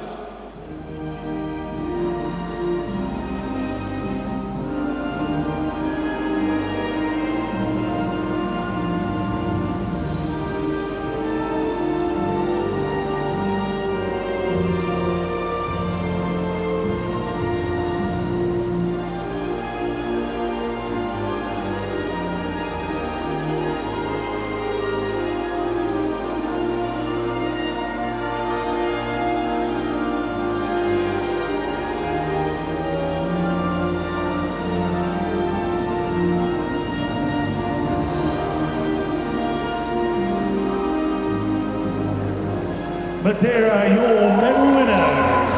Madeira, eis os vossos medalhados.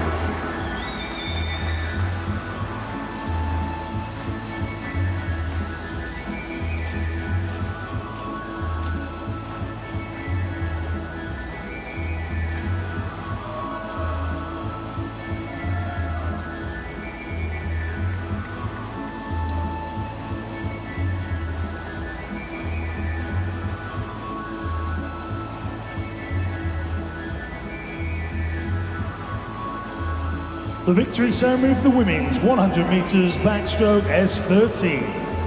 Cerimónia de vitória para os 100 metros costas. And Nicolas with his gold medal. Finally, a gold medal for Nicolas. We've been waiting for this moment. He has been waiting for a while. With all the effort now, it's being paid off. Of course, we hope to have him in the mix zone to have a few comments. Seems like it was his back. It's an ongoing issue for Nick. He had a hard time during the pandemic while training, and lots of effort. It's the hours spent in the water, training, in the gym, and his lower back has been quite challenging for him. Alors, finalement, Nicolas-Guy Turbide qui a sa belle médaille d'or autour du cou, champion du monde, ça le suivra pour le restant de ses jours. Il avait remporté des médailles de bronze, des médailles d'argent aux Jeux paralympiques, aux championnats du monde, mais n'avait jamais remporté une médaille d'or dans le plus grand rendez-vous internationaux. Et maintenant, il pourra apprécier ce moment. Et ça n'a pas été simple, hein? On l'a vu, on se souviendra de la course, certainement l'une des courses les plus excitantes de ces championnats du monde. Il était deuxième, si ce n'est pas troisième au temps de passage à la mi-course. Et dans les derniers 25 mètres, c'était assez spectaculaire, assez impressionnant à voir. Alors, oui, on espère l'avoir dans la zone mixte, avoir ses commentaires sur comment la course s'est déroulée, ses impressions, comment il se sent. Peut-être qu'il y a quelques... peut-être qu'il doit faire un suivi médical, certainement, parce que les mondiaux ne sont pas terminés pour Nicolas-Guy. Alors, il faut absolument prendre soin de sa santé avant même de penser à autres également, les médias. Même si les amis à la maison, la famille, les Canadiens ont envie de voir et entendre Nicolas-Guy sur ses commentaires. So, I'm hearing in my ear that we're hoping to get Nicolas-Guy for a quick interview in the mix zone on pool deck, on the pool side at the Olympic Aquatic Center in Madeira. Nicolas-Guy, of course, is not done competing. He's going to be racing in the 50-meter freestyle. He has also the Commonwealth Games later this summer in Birmingham in the UK. And he needs to take care of his body to make sure he has a great rest of summer. So we're going to go back to the medal and have Nicolas-Guy Turbide hopefully later tonight in this session. Oh, he's about. We're with Nicolas-Guy then. I'm sorry for the confusion. So let's go to the mix zone and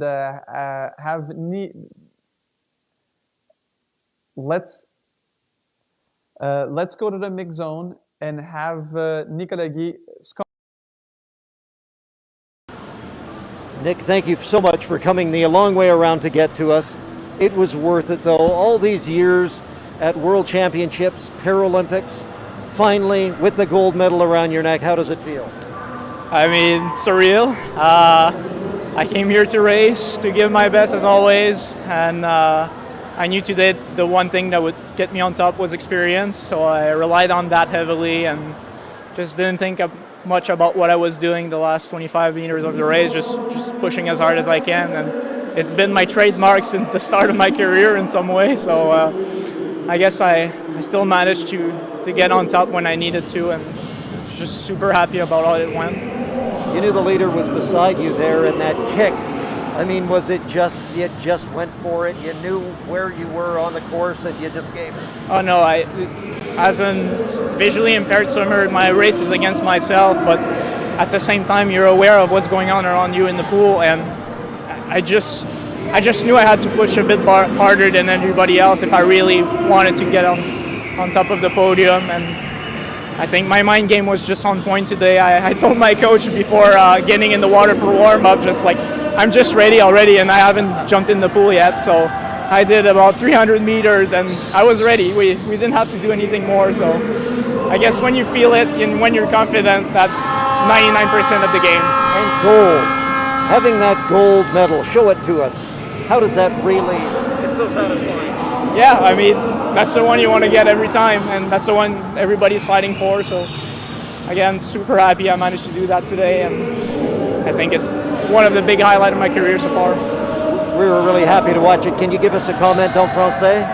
Oui, écoutez, je suis encore là, c'est irréaliste dans le sens où j'ai pas autant fait de dos cette année que j'en ai fait au cours des dernières années. Encore des blessures au bas du dos qui m'ont empêché, qui m'ont limité à l'entraînement. Donc je savais qu'aujourd'hui ça allait être une course qui jouait dans la tête, mentale. Puis comme je l'avais dit à mon entraîneur, aujourd'hui c'est une bonne journée avant le warm-up, avant l'entraînement. Puis je savais que j'allais être prêt, je savais que j'allais être bon.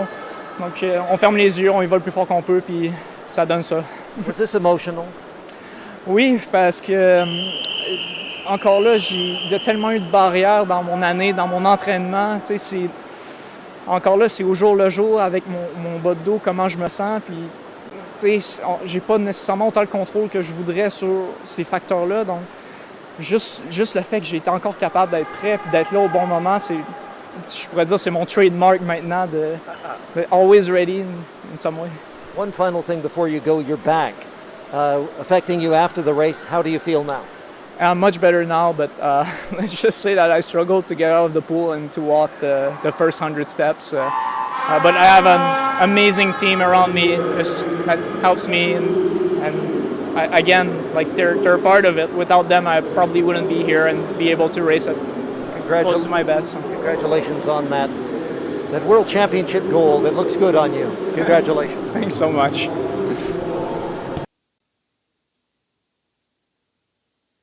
So Nicolas Guy is pleased, happy, proud, and he finally has his gold medal around his neck. Wow, what a great race, and lots of resilience. And as Nicolas said, he didn't have the opportunity and the chance to race too much in the backstroke in training because of the issues he has on his back over the past 2 years. But he needs to be happy, he needs to be proud, and now it's time to rest and get lots of treatment. He said it himself. There's a great team around him to take care of that. Alors, vous avez vu une entrevue très émotive pour Nicolas Guy.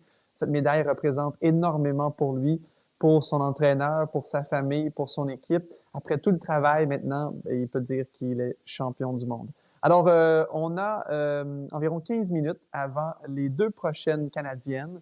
We will go back to the pool. La prochaine Canadienne sera Clémence Paré et Jessica Tinney dans le 200 mètres 4 nages individuel SM5. So, two Canadians in the same event coming up in about 14 minutes.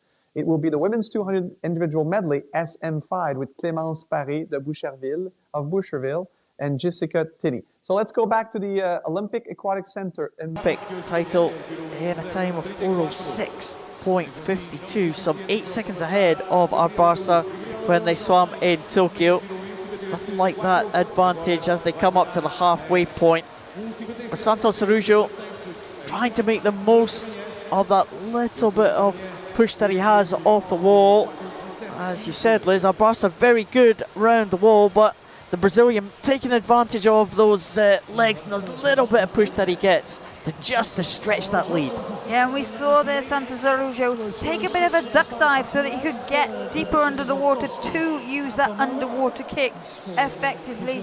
But Barça Diaz, he's not out of it yet, even though there's quite a gap. We've seen him finish so strongly, and because the Brazilian uses that core to drive his stroke, the muscles, the fatigue in those muscles can come on quite quickly. And as he gets older, he's getting stronger all the time. And that's where we can see him there maintaining this gap. But It's at the point where if Barca doesn't manage to close that gap soon, then it will look like the Brazilian has indeed done enough. Well, the gap as they went over at the 100 mark was something like 4 seconds, almost exactly 4 seconds. It's now stretched around about 7 seconds, so the Brazilian really ramming home the advantage here in the battle for the bronze medal position. It looks like Camilo Toschi is holding off the challenge of Bruno Becker da Silva. And Toschi, the Polish swimmer, coming up to the turn now in third position. But right away at the front of the field, it doesn't look like anyone is going to catch Dos Santos Araujo. He is stretching that advantage over Arbarza. Arbarza at the 25-metre mark. Dos Santos Araujo at the 15-metre mark. And it looks like it is going to be another title for the Brazilian.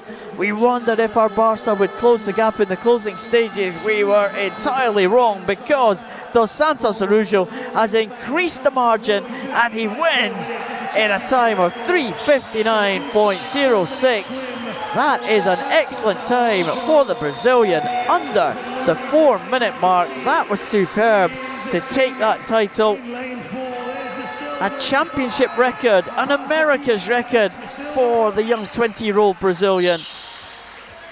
And that time is the reason that that lead was stretched so much. That was superb from the Brazilian. Yeah, and you can see the Brazilians celebrating as the rest of the field now come into finish, and it will be Kamil Otowski of Poland that holds on. He stretched away to take that bronze medal in a superb 4:38.19. You can hear the horns of the Polish supporters celebrating now. They'll be delighted with that one. Kamil Otowski, he has just missed out on the medals at the major championships in the past, but there's the two South Americans embracing in the centre of that pool. Bruno Becker da Silva coming in to complete the distance now. He was right in contention in the early stages of that one. Da Silva, there's a champion. Dos Santos Araujo. And the youngsters in the Brazilian team are really enjoying themselves here at these World Championships. Well, it helps when you're swimming, when you form that they are swimming. But yes, they're an example of when you see, whenever you go to a Paralympics and you get that bug and you get that vibe and you want to repeat that going home and training harder and making improvements and pushing it on the following year, or watching the Paralympics and then deciding that you want to be at the next ones. And that's exactly what we're seeing from the Brazilian youngsters here in Funchal. Gabriel Dos Santos Araujo celebrates as he hits the wall to take that world title. Takes the title in a championship record and an America's record of 3:59.06. Alberto Arbarza, the second place swimmer in that final for Chile with 4:13.32. And Kamil Otowski from Poland takes the bronze medal in 4:38.19.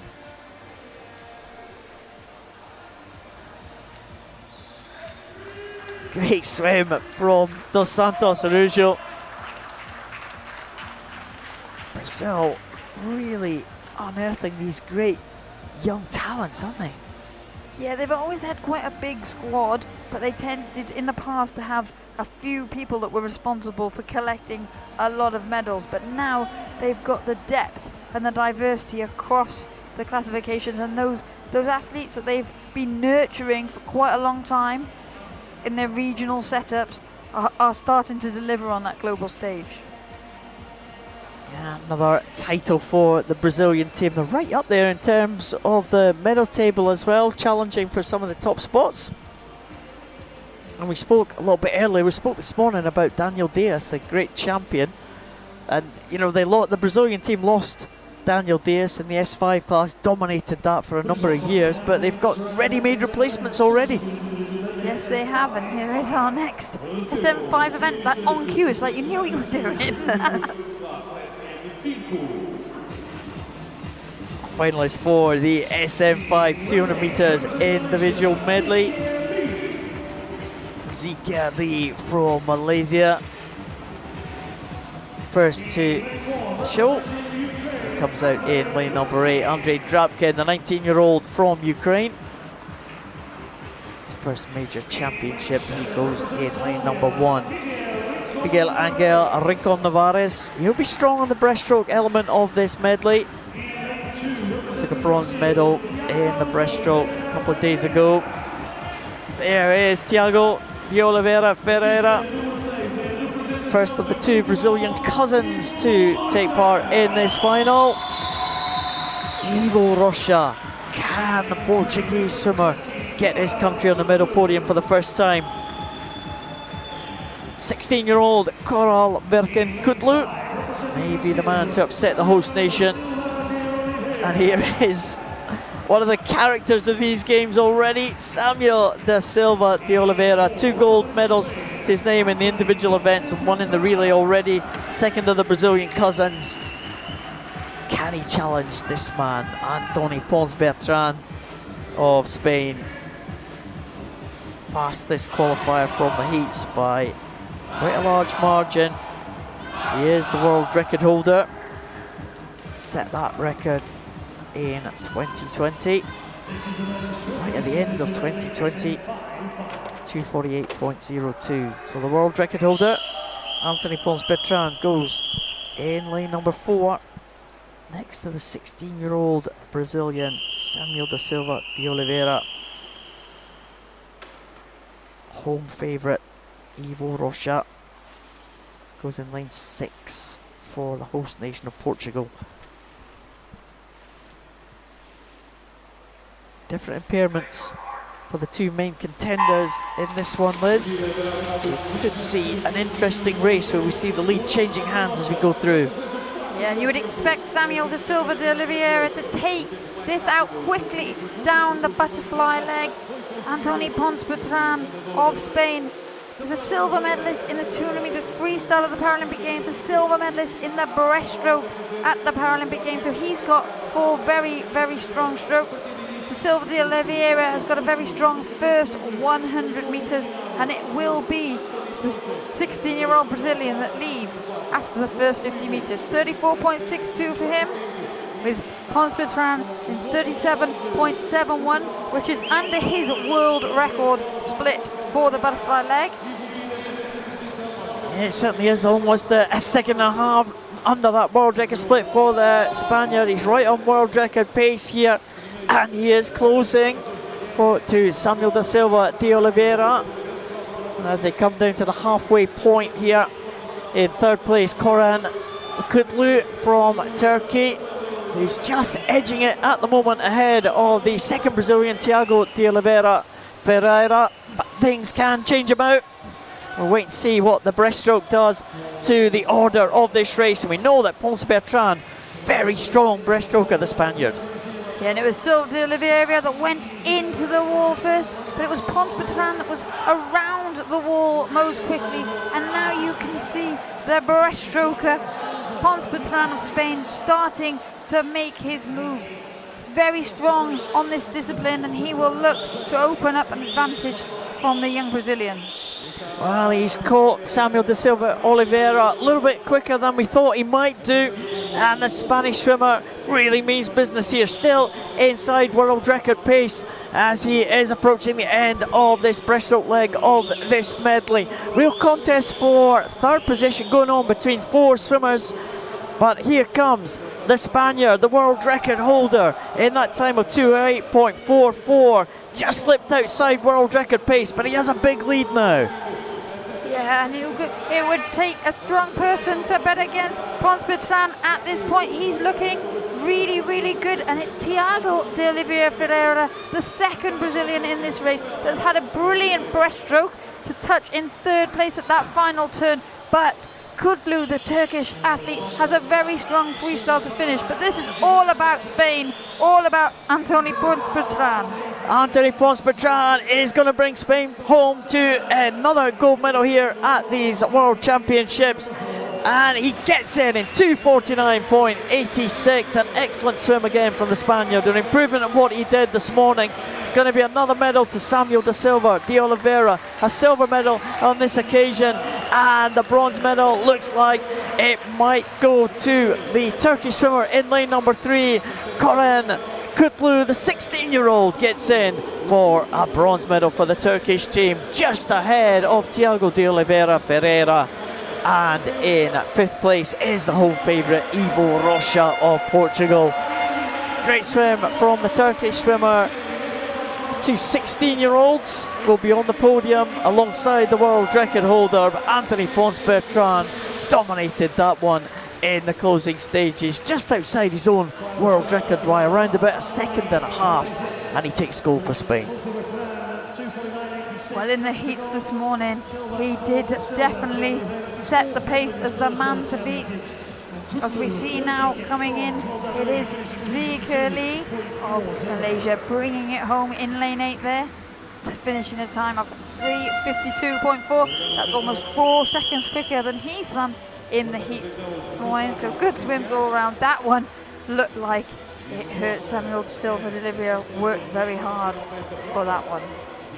Yeah, we've seen him in the sprint events earlier this week. He's been really dominant in almost 50-metre events. It was 4 times the distance this time for the young 16-year-old. And it was the old stager, Anthony Pons-Bertrand, who came through in the end. Well, the result not been made official yet, Liz.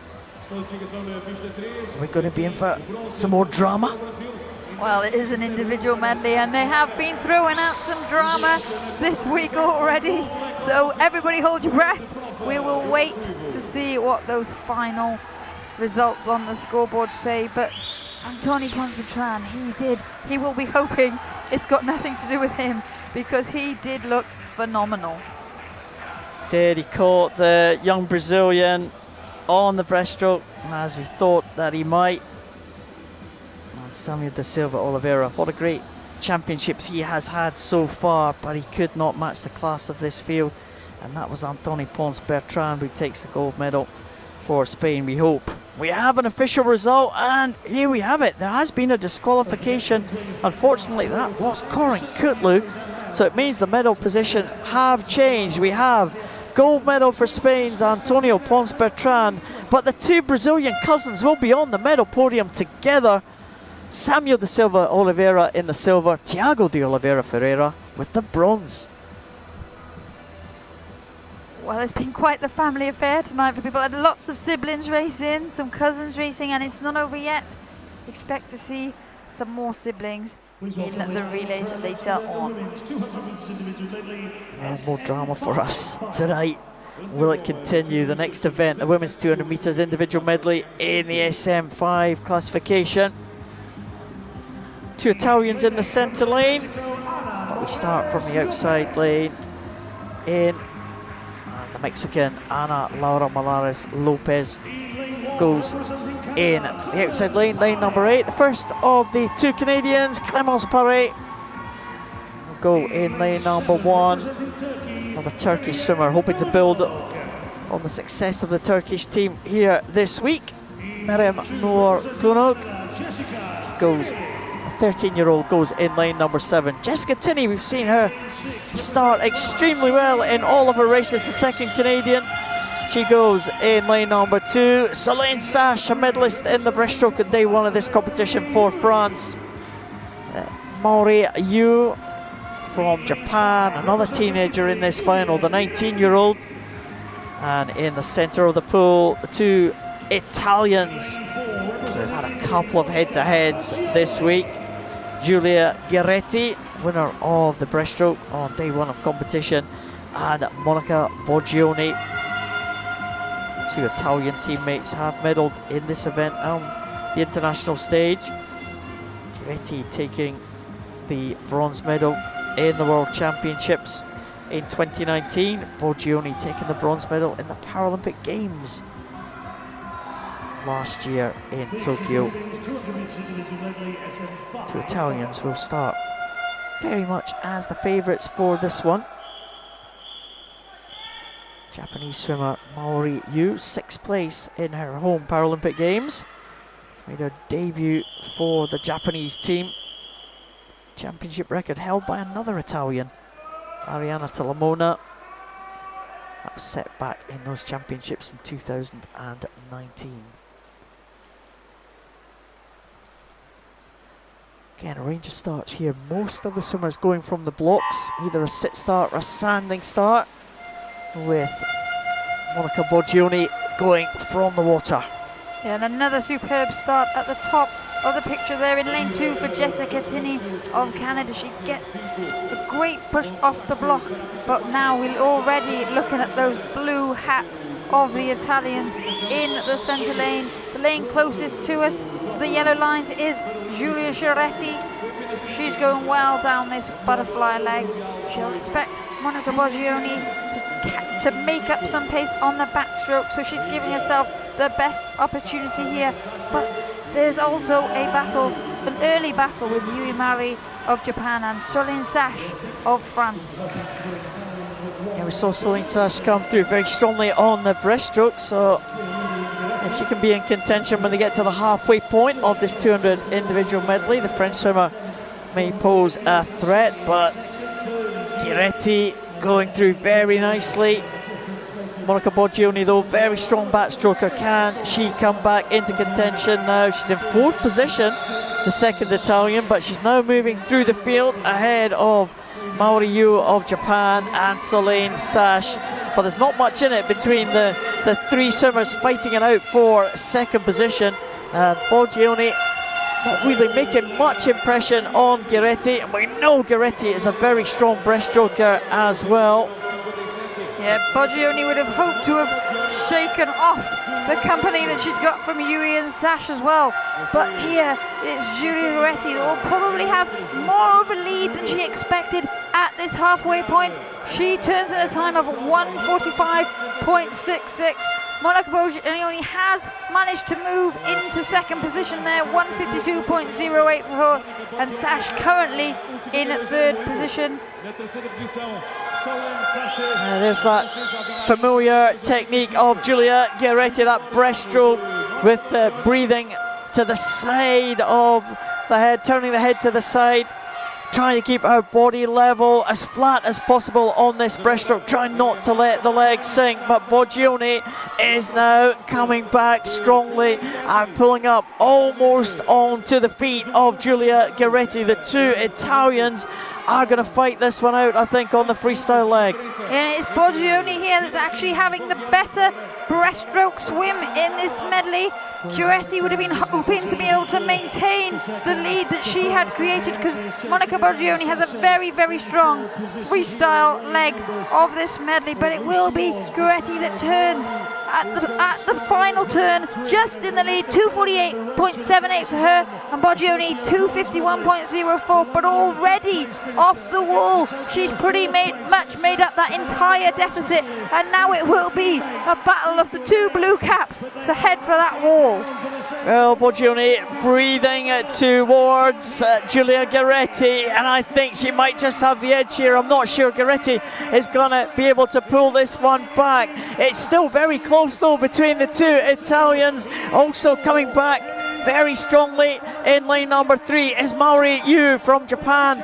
She's going into 3rd position, but it is going to be Monica Borgioni who's going to take this one. She's now stretching away from Giulia Giretti in the closing stages. It is going to be goal for Italy. It's going to be goal for Monica Borgioni. She takes it in 3:40.27. Delighted with that swim. Giulia Giretti in silver medal position. It's gold and silver for the Italians, and an excellent swim from the Japanese swimmer. The Japanese teenager takes the bronze medal position in 3:47.10. Giulia Giretti tried absolutely everything there as Solène Sache finishes the distance in 4th position. The two Italian teammates, they have had some great battles this week. Yeah, we've seen it so often in these medley events. You've got to play to your strengths. And Giulia Giretti, she attacked it from the front. She made Monica Borgioni work really hard. But actually, it was Borgioni that made her move. It was the breaststroke that ended up being the tell and tale here as we go to the top of the pool, and where we see the two Canadians, Clemence Parry and Jessica Tinney, fighting home to these final stages, and it will be Parry that gets the touch ahead of her compatriot. And down at the bottom here is Ana Laura Morales Lopez of Mexico that completes the lineup. Well, it was a Turkish swimmer who's finished in 7th place. Ana Laura Morales Lopez still in there, coming through in lane number 8. Finishing strongly there in the closing stages. A lot of swimming left in the Mexican there as she comes into the last couple of strokes. And she's finished now 5:15.51, and a big improvement on the entry time for the Mexican. She'll be pleased with her performance in the final. But the two Italians, Italy again, dominant in that particular event. These two Italian swimmers in this S5 classification. They swim multiple events, both of them. They know each other very, very well. And this time it was Monica Boggioni who came out on top. Fascinating race though, Liz, wasn't it? Yeah, you can see there the start of Boggioni in the water. She was straight up and into her butterfly stroke, but it was Giretti that got the early lead, and she had a commanding position. She gave herself the best chance. But she wouldn't have been expecting Boggioni to eat up as much of the lead as she did on the breaststroke. In the individual breaststroke event, it was Giretti that got the better of the Italians on that day, but Boggioni's freestyle is really, really strong, and she came through comfortably at the end. Monica Boggioni punches the air there, and it was close for second and third. Real fast finish there from Maori Yu from Japan. The result is official. We do have a disqualification, but it didn't affect the medal positions. It's gold and silver to Italy. Monica Boggioni takes it. Two personal best time. Clémence Paré, Canadian record, 5th position, and Jordan Tucker was also under the Canadian record, a personal best time. She was, Jordan Tucker, the Canadian record holder in 4 minutes 44 second 44 100ths. So this is great. 5th and 6th for both Canadians. Lots of great swimming happening from those two at these World Championship. It was the 200 individual medley in the SM5 category. For now, we are going to go to the mix zone in a few moments until our athletes come and join us. And we will also go to the medal ceremony after. No Canadian other than Nicolas Guy-Turbide has made the podium this evening. And we have two Canadians coming up after the medal ceremony. It will be Danielle Doris. She's ranked number 1 in the 100-meter backstroke, and Camille Bérubé also. Allons à la zone mixte, en direct de l'île de Madeira au Portugal avec la jeune Clémence Paré de Boucherville. All right, we'll get both of the Canadian swimmers here, if you don't mind. Well, we'll start over here. Both of you taking the Canadian record. That feels pretty good. That feels really good. It's the best time and feels amazing. Yeah. And as well? Yeah, it was really fun to have her beside me to race against. It was great. How much does that help? You know, I mean, you're both pushing as hard as you can, and seeing beside you a teammate.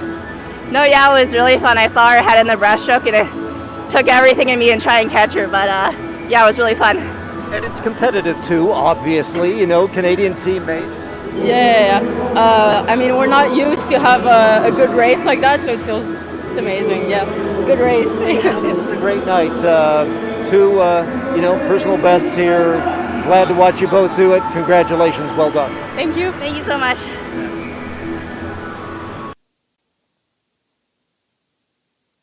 Yeah, two happy swimmers, and I would like to apologize. I said Jordan Tucker, but it was Jessica Tinney coming 6th in the 200 individual medley SM5, and Clémence Paré was 5th in this same race in the Canadian record. So two personal best time, great racing. It's always good when you get to those major international events to improve on your time that you've done most of the time at trials a few months earlier. So we have medal ceremonies now at the Olympic Aquatic Center in Madeira.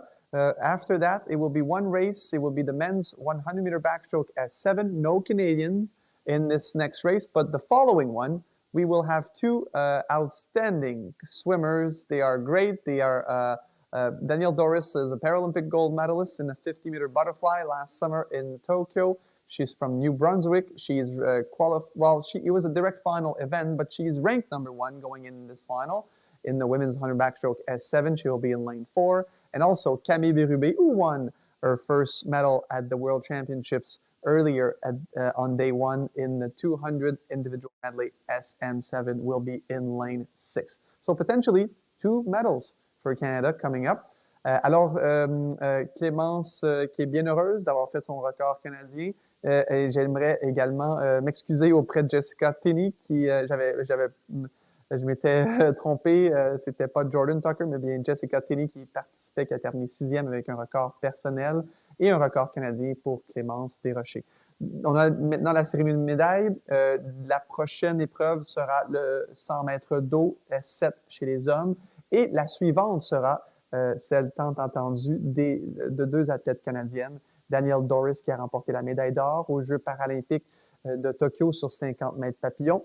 Et elle avait terminé 2e sur cette distance aux 100 mètres d'eau l'été dernier à Tokyo. Et bien sûr, elle sera donc dans le couloir numéro 4. Et bien sûr, Camille Bérubé qui a remporté sa première médaille au championnat du monde, qui en est à cette dernière compétition. Elle a annoncé plus tôt, avant les championnats du monde, qu'elle prendrait sa retraite de la piscine suite à ces mondiaux. Elle sera dans le couloir numéro 6. So let's go to the medal ceremony in about 10 minutes. It will be the men's 100-meter backstroke S7, and following that event, it will be the women's 100-meter Vencedora da medalha de prata em representação da Grã-Bretanha, Alice Ty.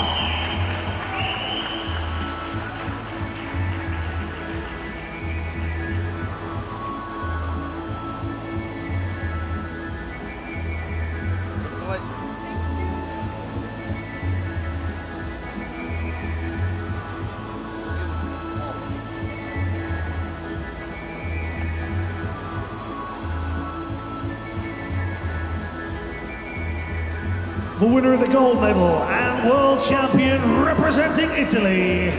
A vencedora da medalha de ouro e campeã do mundo em representação da Itália, Xenia Palazzo.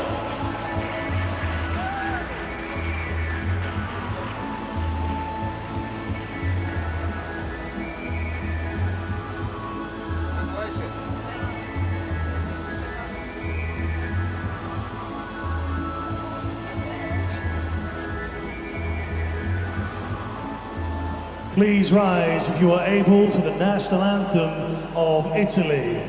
Por favor, levantem-se, se possível, para o hino nacional de Itália.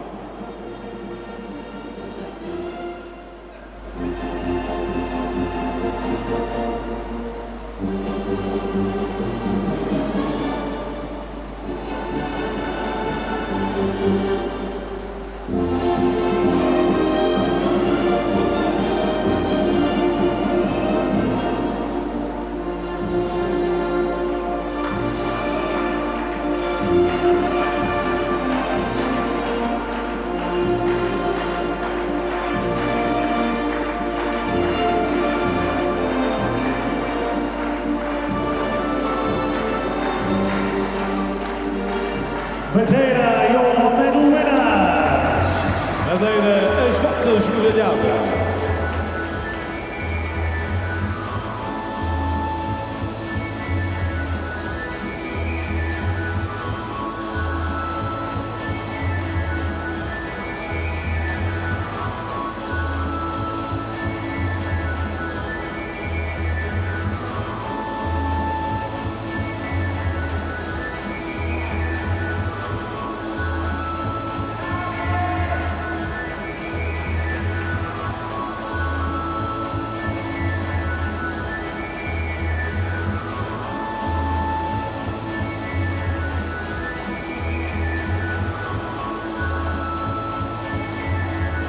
The victory ceremony for the men's 50 metres backstroke S3.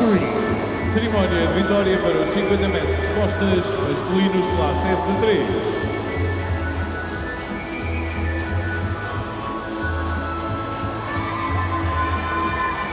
The winner of the bronze medal representing Ukraine. vencedor da medalha de bronze em representação da Ucrânia, Denis Ostapchenko.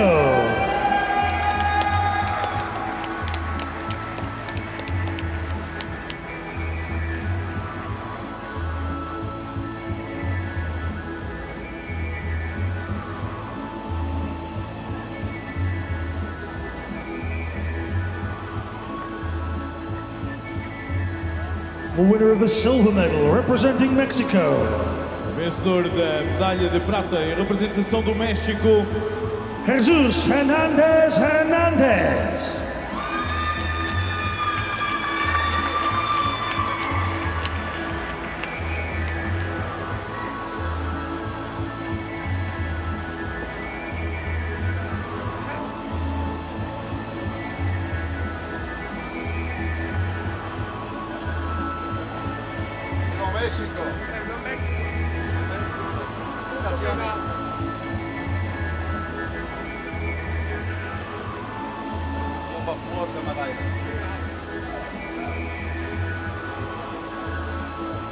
The winner of the gold medal and world champion representing Mexico. O vencedor da medalha de ouro e campeão do mundo em representação do México, Diego Lopez Diaz.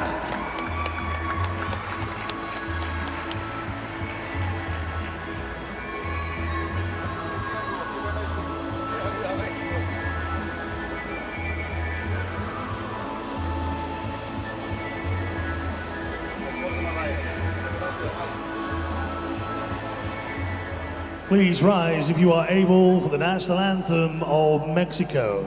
por favor, levantem-se, se possível, para o hino nacional do México.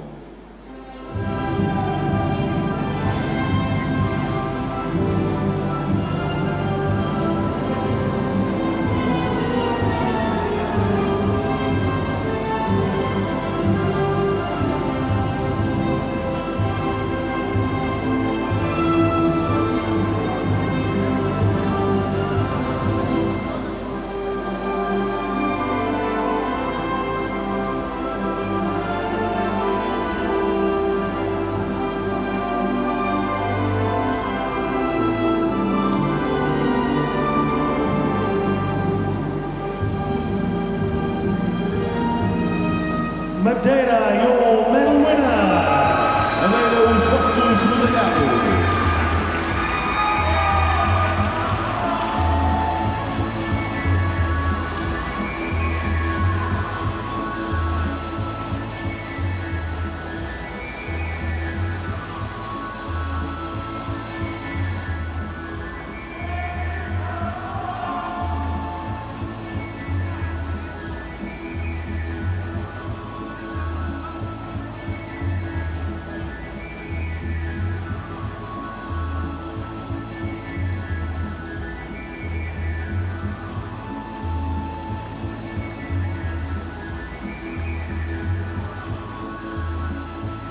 The victory ceremony for the women's 50 meters backstroke S3. Cerimónia de vitória para os 50 metros costas femininos classe S3. The winner of the bronze medal representing Brazil. A vencedora da medalha de bronze em representação do Brasil, Mayra Pereira Barreto.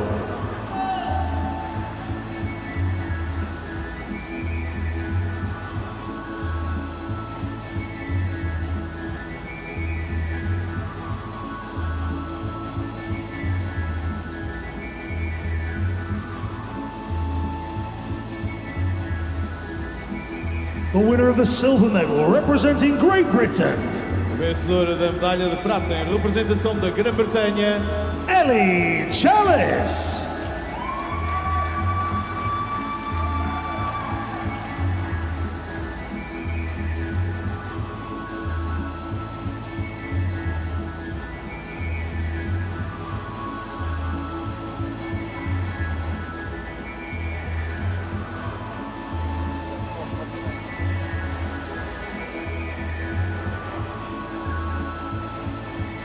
The winner of the gold medal and world champion representing United States of America, vencedora da medalha de ouro e campeã do mundo em representação dos Estados Unidos da América, Leanne Smith.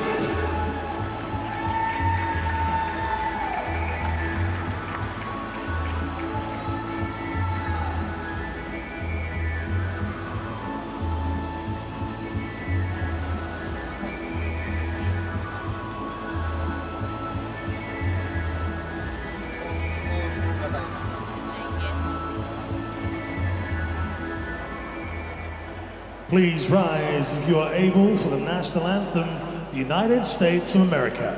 Por favor, levantem-se, se possível, para o hino dos Estados Unidos da América.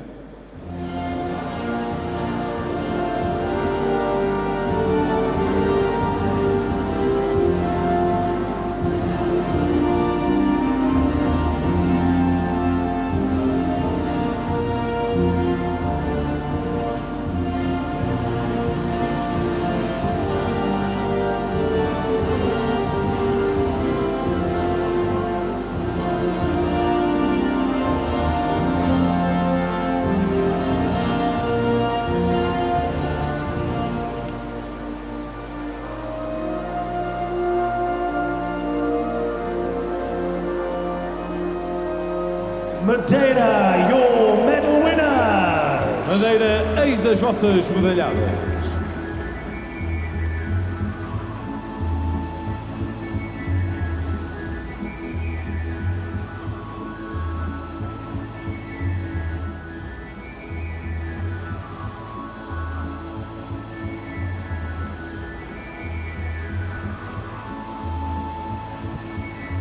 Another medal for the USA, Liz. Yeah, they are having a very good night. I made that 3 medal ceremonies that they have been on the top of so far this evening. Yeah, they're challenging the Italians almost, aren't they? So far on the Johnson method. The Johnson method, yeah, they are currently 1 gold medal behind. Oh. Well, might have a shift around at the top of the medal podium. There's the USA supporters. Our USA swimmer expected in the final for this next one, which is the men's 100 backstroke in the S7 classification.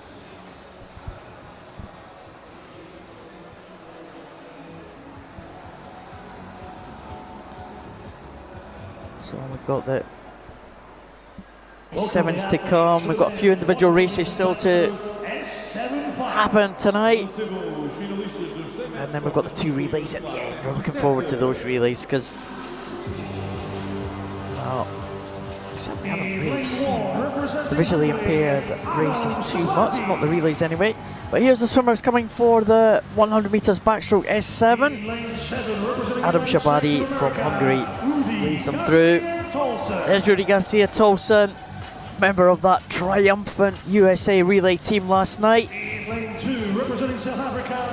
Christian Sari winning a silver in breaststroke for the South Africans yesterday. South Africans having a good couple of days here. Lucas Poggi from Argentina, World Championship finalist in 2019. He's in the final again. And there is his Argentinian teammate. What a good swim he had in the 400 freestyle to take that gold medal a couple of days ago. Federico Biccelli, the European silver medalist. And taking that silver medal, he was ahead of Andrei Trusov, who took the bronze medal at the European Championships. But Trusov went on to take the Paralympic gold medal and set a new world record in Tokyo.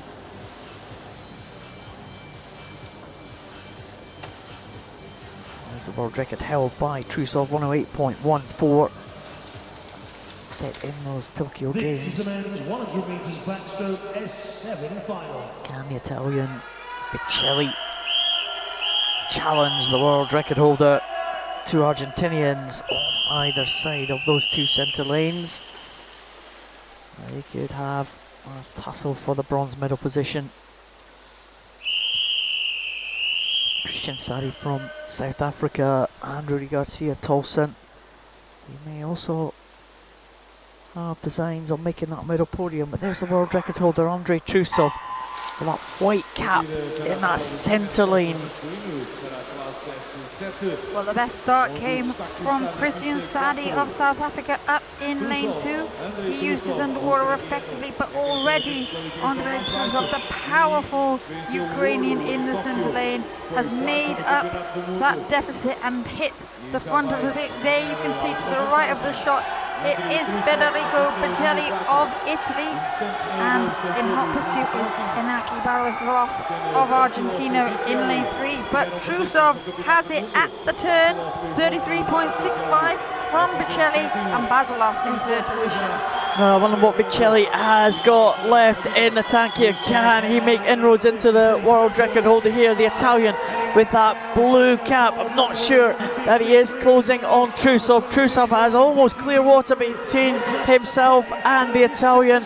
It does look like it might be Basilov coming through into 3rd place with that kind of purple cap for Argentina, but here comes the world record holder. It is Andrei Trusov, and he is going to take the world title in 109.46. It's silver to Italy. It's Federico Pacelli in 2nd position there, just ahead of the fast finishing Inaki Basilov of Argentina, who takes the bronze. Christian Sadi just out of the medals in 4th position, but the South African sets a new African record. But gold to Andrei Trusov. He was pressed in the early stages at the turn. I thought Pacelli was going to make a little bit of a challenge, but the second half of that race belonged to Trusov. Yeah, Trusov got stronger and stronger the longer that race went on, and he gave himself the best chance of turn. The only swimmer there dipping under that 1:10 mark, and a great gold medal for Ukraine. There's the gold and silver medalists making their way out. Pacelli got the better of Trusov at the European Championships last year. Didn't happen tonight in the World Championships. Andrei Trusov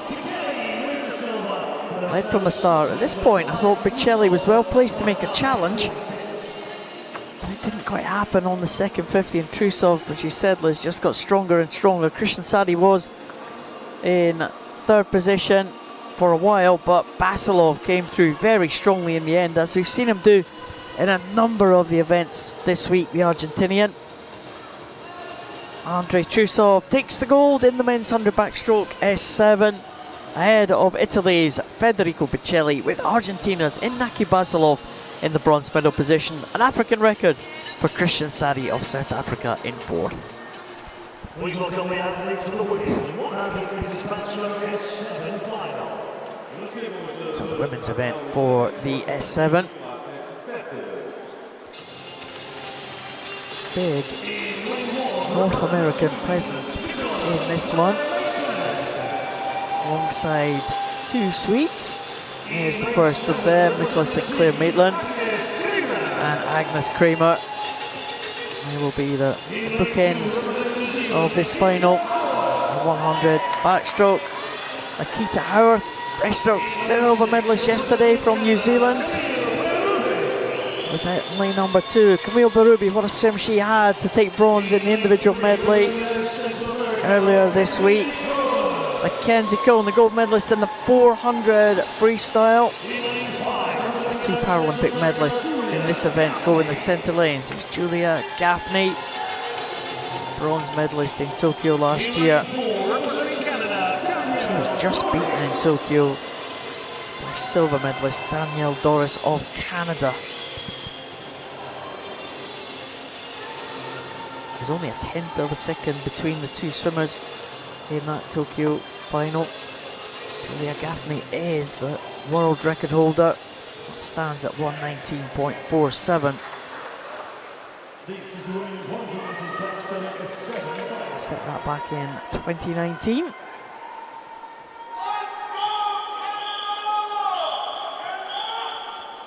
So Danielle Doris goes in lane number 4. Julia Gaffney goes in lane number 5. Again, there's very different impairments from the 2 in those centre lanes, so they'll swim the race very differently. Yeah, expect Doris to go out quickly. Expect Gaffney to chase her down.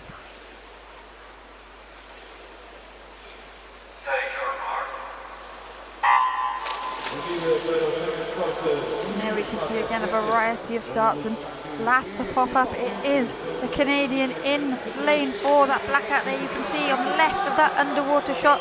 Danielle Doris going out very well in Tokyo. She went out like a light, and then the field chased her down. Mallory Wegerman on that occasion getting to the wall first to take the gold medal. She's sitting out these World Championships, so this is Doris's chance to get that gold medal, hit the top spot, but Julia Gaffney will be trying to keep world honours in the United States of America. It is Doris that turns first in 38.79, Gaffney there in 39.97, and a third at the turn it's Camille Berube, 41.13. Yeah, Canada 1 and 3 at that turn. Danielle Doris again using that turn to her advantage, but here comes Julia Gaffney now really pulling back the USA swimmer.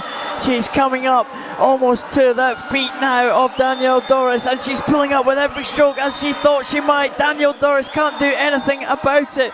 Can she reach the wall in front? I don't think she can, because Julia Gaffney is just going past the Canadian. It is going to be gold to USA. The world record holder is going to become the world champion. She takes it in 1:21.03.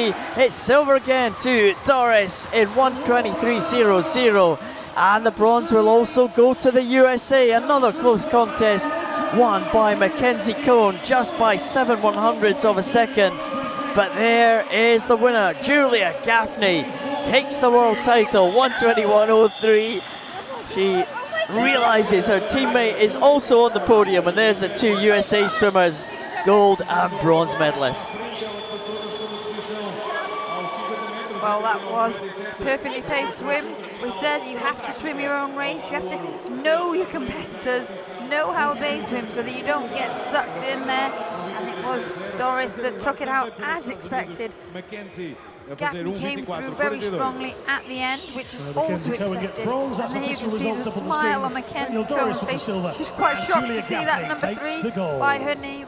She had a good long stretch at the end, which just got to the wall ahead of Camille Berube. It was USA versus Canada, that one very much. And you can see there, Doris, a superb turn, making the most of that underwater kick. But this is where Gaffney caught and overtook Doris to seal the victory. Well, Doris did everything she could to try and stay ahead of the American, but it was the power of Julia Gaffney in the closing stages there, and the two Americans celebrate. They'll both be on the podium later on, taking the gold and bronze medal positions in this 100 backstroke S7. Julia Gaffney, the world record holder, is the world champion, ahead of Canada's Danielle Doris, who takes the silver medal, and the USA's Mackenzie. 25, but you know, when you are putting lots of energy on your legs, it could be challenging. So lots of training, of course, but 2 years away from the Paris Paralympics, some of the adjustment could be done. And Camille Berube, what a finish! The complete opposite, 7/100ths away from that bronze medal, which would have been a second medal for Camille at these World Para Swimming Championships. Alors, une médaille d'argent pour la jeune Danielle Doris. C'est le même classement qu'elle avait à Tokyo, aux Jeux paralympiques l'été dernier. Un petit peu plus lent que son record canadien, mais l'Américaine a eu une excellente fin de course qui est passée avant la Canadienne Doris, qui sera de retour aux 150 mètres papillon plus tard à ses championnats du monde. Et Camille Berube, à 700e de seconde seulement. Quelle fin de course! Elle a une belle semaine, Camille, à cette dernière compétition, à ses derniers championnats du monde. Elle sera certainement satisfaite, mais tout près d'une deuxième médaille de bronze pour Camille. So let's go to poolside with both athletes with the silver medal for Danielle Doris and a fourth position for Camille Berube. I like that, teammates. Well done. Good job. And a silver medal. Congratulations. Thank you. It was a lot of fun racing my last race with this one. 7/100ths of a second off the podium. Yeah. Another medal was sitting there just about. I mean, it was really close. I'm obviously really happy for Danielle, and it was a really tough competition tonight. I'm happy with the time. I mean, it's the fastest it's been. I went up a position from the seeds, so you know, no complaints. I get to swim this race again in the relay tomorrow morning, so it's all good fun. Again, silver is terrific. This swan song for you at the World Championships. This is going very well. How about that en français, both of you, if you don't mind? What? Can you repeat the question? En français. Oh, en français, ok. C'était vraiment amusant course, comme j'étais vraiment fière d'elle pour ma dernière course avec elle. C'était vraiment amusant, puis je suis vraiment fière d'être deuxième, puis c'est incroyable.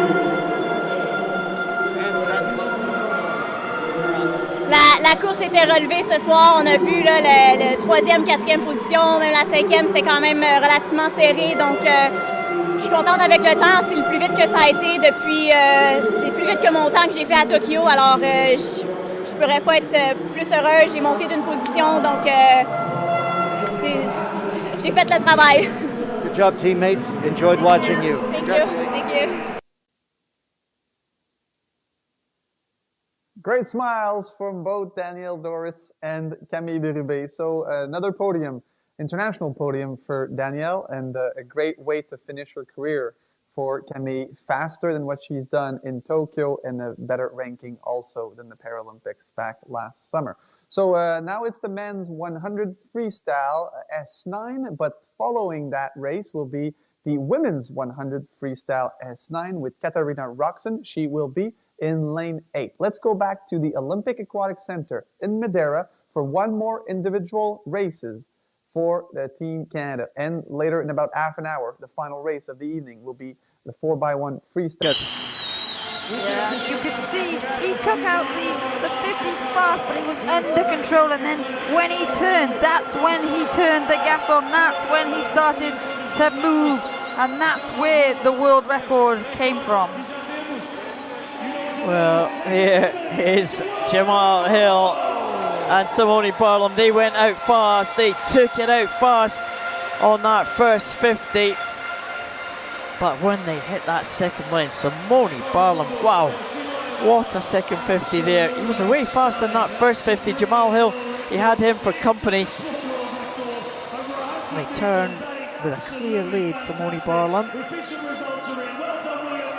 World record did stand at 53.03, but look at the gap he had over the rest of the field. Jamal Hill trying to hold on, he couldn't quite do that for the medal positions. It was Ugo Didier and William Martin who came through for silver and for bronze, but there was no one going to touch the great Italian champion, Simone Barlam. What a swim that was, a new world record. It was incredible, but Didier and Martin, they turned 5th and 6th to finish 2nd and 3rd, so they had everyone there had extremely strong second 50s. Simone Barlam takes the world title in a new world record time of 52.23. It's silver for France, Ugo Didier, and bronze for Australia, William Martin.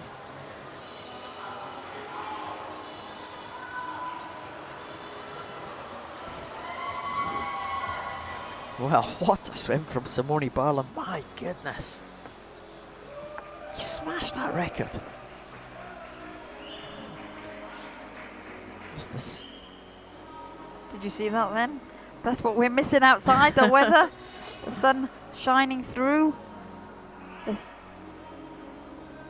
Just in case you did miss it, Paul, there it is for you. I know.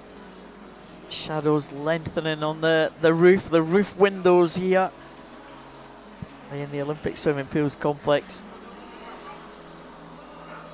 It's been a nice day outside, but it's been a good day of action inside, isn't it? Yeah, we can catch up with the weather some other time, right? This will be the last individual race of the programme tonight. Don't forget, we have got the relay. Simone Barlam still on that starting podium there, just taking the applause of the crowd here, and why not? That was absolutely sensational. A women's 100 freestyle in the S9 classification now. They're coming through. I wonder if we're going to get another exciting race here. In lane number 8, another Canadian is Katarina Roxon. in that outside lane. Lizzie Smith just missed out on the medals in the 100 butterfly yesterday. She goes in lane number 1. Her American teammate Hannah Aston goes in lane number 7. Emily Beecroft, what a swim she had to win silver in the butterfly yesterday from an outside lane. She's in lane number 2. The home favourite, Susana Veiga. Can we have a home medal for the Portuguese team? Sarai Gascon, Paralympic Games silver medalist, goes in lane number 3. Tony Shaw, medalist yesterday in the butterfly for Great Britain, also a world medalist in this event, goes in lane number 5. And Mariana Ribeiro, the Paralympic bronze medalist from Brazil, she will go in lane number 4. She is the fastest from the qualification heats this morning. There wasn't much in it at all. We saw Emily Beecroft take a medal from one of the outside lanes yesterday. I might not bet against something like that happening tonight. Susana Veiga looked good in the early stages. Portuguese swimmer, better known as a 50 swimmer, but it would be great for the host nation if she can get on the medal podium in this 100 freestyle. Mariana Ribeiro, Tony Shaw in the 2 centre lanes. Sarai Gascon right alongside Ribeiro in lane 3. And all the athletes getting away pretty evenly there. That blue hat of Mariana Ribeiro for Brazil will look to go out. She just looks like she's edging the perfectly formed spearhead at this stage. But just as I say that, Sarai Gascon of Spain tries to make her move. And Susana Veiga also going well in the early stages as we expected. And it's Ribeiro just with the lead over Veiga, just by 3/100ths of a second. It's still very tight. It is very tight, and Veiga will be cheered on by the home crowd, but now it is Ribeiro in the centre lane that looks to be leading out Sarai Gascon of Spain, the experienced Spanish athlete, looking to get back on terms. Well, it's all very tight. 4 swimmers here coming into the closing stages. Ribeiro just holding on. Tony Shaw coming back for Great Britain. Sarai Gascon, Emily Beecroft might steal it. Oh, it's Ribeiro who takes it. Beecroft in second position. She came from absolutely nowhere. And Gascon in third. Well, Mariana Ribeiro takes that one only just. It's another title to Brazil. What a race that was. Beecroft has done it again from one of the outside lanes. Another silver medal for the Australian. And Sarai Gascon, bronze medal this time, just finishing ahead of Tony Shaw and Susana Veiga. Well, that was a tight swim. Emily Beecroft for that silver medal for Australia. She pretty much ran the exact race profile as she did in the butterfly. She is someone who's winning medals from those outside lanes. Sarai Gascon, a great bronze medal, her 8th World Championships, and she's still delivering the medals for the Spanish team. Well, Ribeiro, she took it out hard as she had to do. Bronze medalist at the Paralympic Games in 1:03.39. She's gone faster than that tonight, and she had to win it. There's the turn. Ribeiro just had the lead over the home favourite Susana Veiga, and about halfway down this second length, it looked like we were going to get a Portuguese medal. Tony Shaw swam a great swim there from Great Britain, but coming through like a train in the closing stages, Emily Beecroft with that yellow cap almost sneaked it. The first 4 swimmers, well, you could not separate them, could you? Not by the naked eye. Good job we've got electronic timing. Ribeiro was starting to edge ahead, but in the last 25 metres, the 2nd, 3rd and 4th positions changed more than once. Lots more racing still to come. Ribeiro takes the title in the women's 100 freestyle S. What a close race in the women's 100 freestyle S9, and Katarina Roxon was in 8th position and in a very good time for Katarina. Veteran on that national team, she of course was close to her personal best, only 16/100ths of a second. So let's go to the mixed zone on pool side and see what Katarina has to say about this final. Just out of the pool, very close to a personal best. Something went well. Oh, it was really good. Honestly, I'm really happy with that. I wanted to go faster tonight. If I moved up a place, that would be the cherry on top, but I'm truly really happy with it. Changed the race plan up a little bit, tried some new things in there, so I mean it worked, it felt good, I felt fast, so I'm happy. Piqued our curiosity a little bit. What did you mix up there? Can you give us a little insight? So I talked to my dad, he's back home, he's my coach as well, so talked to him, changed the strategy up. Really, we've been working a lot on underwater, so I've been working, I said, okay, we're gonna work the underwater on the start, the finish, really focus on that. My coach Michelle here was like, work the arms on the first 50, come back hard, and then my friend Nick, who just won a medal tonight, was like, you know what, it's gonna hurt, but just shut your mind off and just go for it. So 3 different people I listened to tonight, it went well.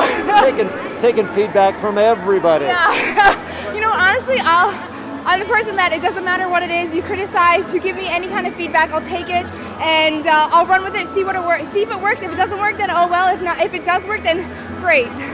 Twitter, Instagram, send you some ideas about how to deal with your race, and you're going to look into it.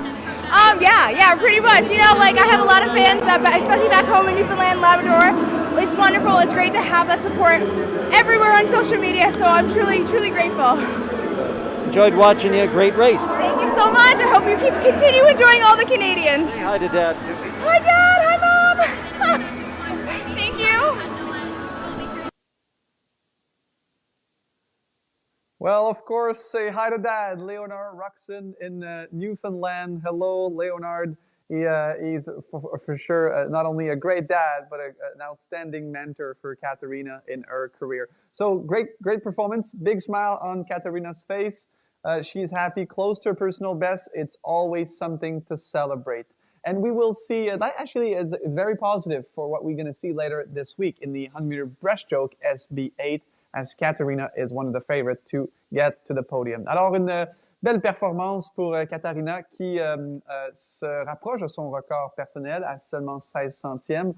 Donc, c'est de bon augure pour la suite des courses qui auront lieu, particulièrement le 100 mètres brasse, où elle est l'une des favorites pour monter sur le podium. We have about 20 minutes, a little bit less than 20 minutes before the next event for Team Canada. There's 2 events left, 2 relay left, no more individual races in this final, in this day 4 of the World Championships. And Canada will be competing in the mixed 4x100 freestyle S14 category. And the 4 Canadians will be Nick Bennett, who's already a silver medalist at these World Championships in the freestyle event, the 200 meter. Tyson McDonald will be the second athlete to get in. And the 2 women will be, as it's a mixed relay, will be Angela Marina, and the 4th final relay will be Emma Grace Van Dyke for Team Canada. So that's about 20 minutes. Alors, dans environ 20 minutes, là, on aura la dernière épreuve de l'équipe canadienne, le relais 4x100 mètres mix libre S14, et nos 4 Canadiens sont Nick Bennett, Tyson McDonald, Angelina Marina, and Emma Grace Van Dyke. So let's go to the medal ceremony, and we'll be back in about 15 minutes for the final race of day 4 at the World Para Swimming.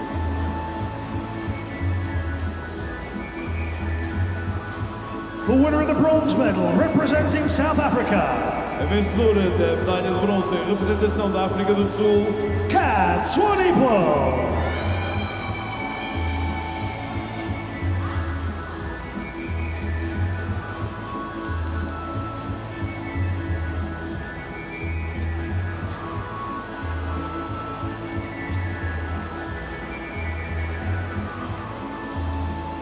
The winner of the silver medal, representing Germany. A vencedora da medalha de prata em representação da Alemanha, Tanja Schultz.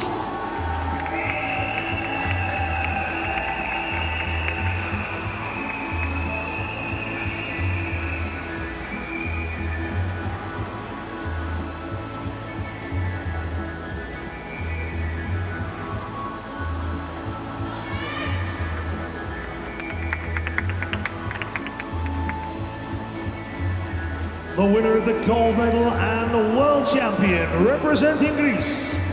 A vencedora da medalha de ouro e campeã do mundo em representação da Grécia, Alexandra Stamatopoulou.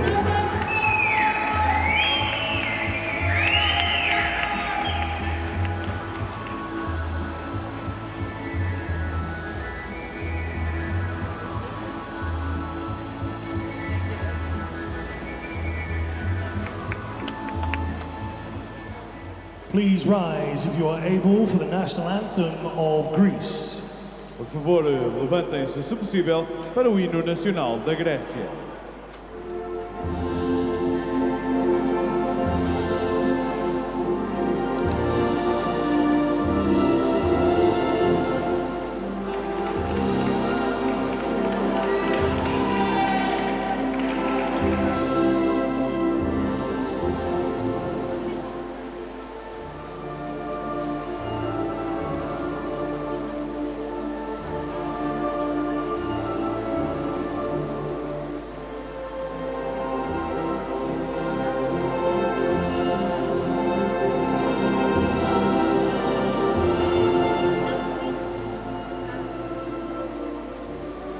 Madeira, your medal winners. Madeira, as vossas medalhadas.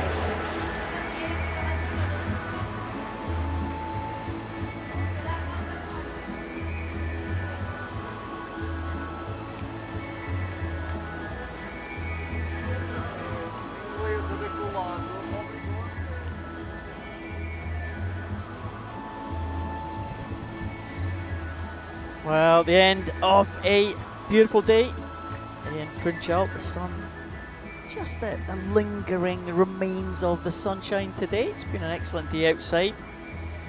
We have just a couple of races left for us to enjoy tonight. Presentations, of course, as well as those two remaining races, which are Liz Johnson's favourite, my favourites as well, really, I have to say, the relay races.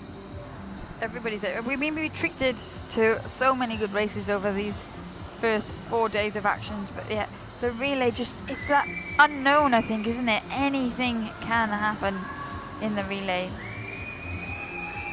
And this is the first relay we're about to see is one that hasn't been conducted on the world stage before. It's all the relays at this championships are mixed relays, so the teams consist of 2 male and 2 female athletes. But this is one for the 49-point medley relay. 49 points are for swimmers with a visual impairment. Every team has to have at least one S11 swimmer. And the totals of all of the swimmers in the team, the classifications of all the swimmers in the team, would total no more than 49 points. So you've got a mixture of classifications here, mixture of male and female, and it's a medley relay as well. So we're going to have to be right on our game, Liz, to see this one. We saw the Japanese team go out in lane number 6. Brazil are going in lane number 3. Great Britain will come out in lane number 5. The two Redferns, brother and sister, Matthew Redfern, Rebecca Redfern, they will lead the Great Britain team off. Matthew Redfern making his debut at a major international championship. And the Spanish team complete the lineup, so 4 teams taking the start for this 49-point relay. Yeah, no times for any of the teams here, so don't read too much into the lane draw. The action could come from anywhere across the pool. Yeah, we've been trying to kind of look at who our favourites are for this one, but it's just too difficult to choose, isn't it? Yeah, absolutely. It could go anywhere. All teams are swimming with 49 points except the Japanese. They've got 48 points, 2 S11s, 2 S13s. Well, all the teams going, well, the Japanese and the Brazilians going in the order of their female swimmer going first. And the female swimmer also going last with the two male swimmers in the middle. The Spanish have gone complete opposite. Male swimmer at the start and at the end with their two female swimmers in the middle. And Great Britain have gone male, female, male, female. So everything could change about. Right at the top there is Brazil. Spain 1 lane down. Great Britain 1 lane down from them. And Japan in lane number 6 right at the bottom. Spanish team and the Great Britain team look like they are off to an early lead. I expect them to go out first. They both have male athletes. They both have S13 swimmers, so they are like for like, but going very well there. In lane 3, about to take the tap, is Maria Carolina Gomez Santiago of Brazil. She's the S12 female athlete. She was a silver medalist in the backstroke event behind Hannah Russell of Great Britain, but going well in the early stages is Enrique Jose Albrama Moya of Spain. Yeah, the Spanish team look like they're going to have a lead. Matthew Redfern just holding off the challenge from the Brazilian swimmer to bring the Great Britain team into second position, but Spain will hand over in first. I'll have the two female athletes now. Marianne Polo Lopez goes in for the Spanish team on the breaststroke leg. Rebecca Redfern takes over from her brother, and she's a bronze medalist in the SB13 breaststroke, so expect Rebecca Redfern to maybe close some of this gap. Yeah, she's against William Batista Silva, an S13 male athlete for Brazil. You can see those two yellow hats there flanking the early Spanish leaders. Paula Lopez doing very well here to hold on to the lead, but Batista Silva will be second at the turn, and Redfern not that far behind for Great Britain. Well, Great Britain will have Stephen Clegg going on the next leg, a big weapon for the Great Britain team, so Brazil will try to get some distance between them and the Great Britain team. The Spanish will have their second female athlete coming on for this next leg, and that's Maria Delgado Nadal, but Brazil will hit the front and they will have their S11 male swimmer going in the water next. Rebecca Redfern's done a good job for Great Britain, pulling up alongside Mariana Polo Lopez. It is all closing up now, but Brazil will touch in front. But Great Britain have got Stephen Clegg going in next, and he has had a great week so far. Well, Stephen Clegg is the world record holder on this 100 meters butterfly. He's an S12 athlete. He goes against Jose Luis Pedregal Maia of Brazil, an S11 athlete. So Clegg will be looking to get an advantage for the British team because he hands over to S11 swimmer Scarlett Humphrey for the final freestyle leg. So watch Clegg now as Great Britain hit the front. Well, Stephen Clegg has to get some distance between himself and the Spanish team and the Brazilian team. The Spanish team have their S12 female swimmer on the last leg. The Brazilians do, but the Spanish have their male S11 swimmer, so he might close the gap on the British female S11 swimmer. Stephen Clegg's done a great job for the GB team and hands over to Scarlett Humphrey now, the 17-year-old making her debut at a major international competition. This could be very close indeed. Well, the Brazilian swimmer has entered the water. De Silva Souza will do everything she can to chase down the teenager Humphrey, who's leading Great Britain into this final turn, but also coming is the charge of Jose Cantero Elvira of Spain in that centre lane. Well, here goes Scarlett Humphrey. She goes over still in the lead. It is closing up though. Scarlett Humphrey still has it in second place. It is the Brazilian De Silva Souza. In third place, it's still the Spanish team. Look at this, everything is absolutely closing up now. There's still 25 meters to go, and it looks like it could be between Brazil and Spain now as they're coming down to the closing stages here. Everyone encouraging their swimmers here in the stands, but it looks like, well, it's not all over yet. It's between Spain and Brazil, and the touch goes to the Brazilian team ahead of Spain, and a fast finish from Japan means that they claim the bronze medal ahead of Great Britain. What a race that was! It lived up to the hype, Liz, and what a win from the Brazilian. Well, it went down to the wire, and as we always talk about with any of the relay combinations, it's really important where you can put your various classifications, and in the medley relay that's even more limiting, and having S11s anywhere but the front is always not a preference, because so you'll see in the freestyle relays that most of the S11s will go first to avoid the takeover issues, but you can't do that. You haven't got that luxury, and everyone's broken out into song here. We said we love a relay. This isn't even the last one, and it was very, very exciting. Oh, great race there. The Brazilian team just holding off the challenge from the Spanish team by only 0.2 of a second. It's still unofficial though. It's not. Surely there can't be more drama. Of course it is. Of course it is. Medley relay. It's a relay and it's the medley one. So we might be waiting some time for this result. We didn't even mention the Japanese team because they were somewhat behind. They put their two S11s out first on the first two legs, and they really weren't in contention at all. But they had their fastest swimmers on the final leg, and they just caught the Great Britain team in the closing stages there by to win it by about a second. Well, there's the start of that one. Good start from Matthew Redfern of Great Britain, but the Spanish swimmer Alhambra Mola did a great job to get up and to give the Spanish team a lead. Maria Carolina Gomez Santiago as well. A great first leg for the Brazilian team. Breaststroke, always important. Stephen Clegg was the man who had to get the lead for Great Britain. They knew they had their S11 female swimmer on the last leg, and there's the finish. Oh, look at that. Oh.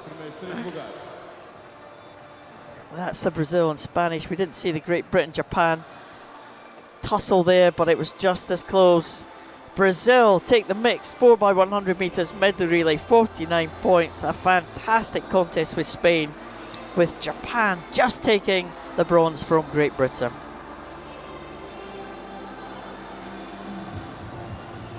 Ooh. Well, a couple of medal presentations for us to enjoy before we get on to the final event of the night, which is yet another exciting relay race.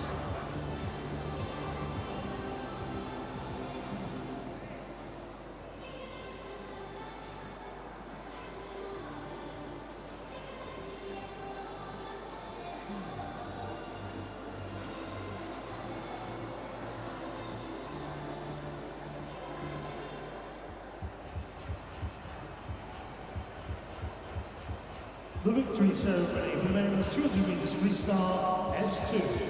Cerimónia de vitória para os 200 metros livres masculinos classe S2.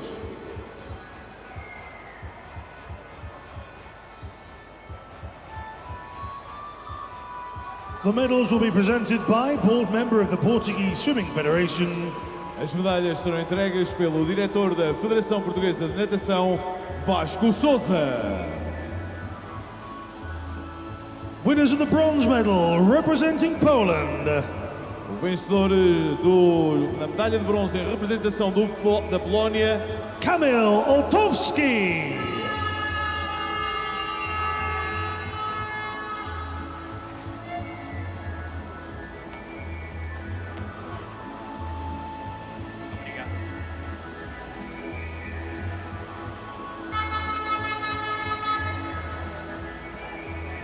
Winner of the silver medal, representing Chile. O vencedor da medalha de prata em representação do Chile, Alberto Abasa Diaz.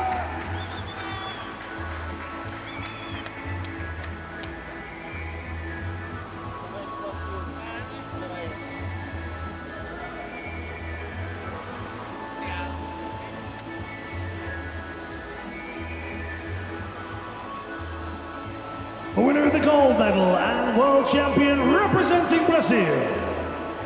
O vencedor da medalha de ouro e campeão do mundo em representação do Brasil, Gabriel dos Santos Araújo.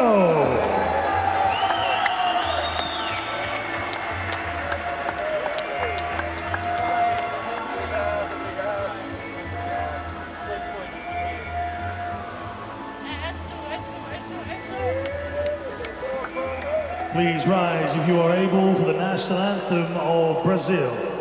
Por favor, levantem-se, se possível, para o hino nacional do Brasil.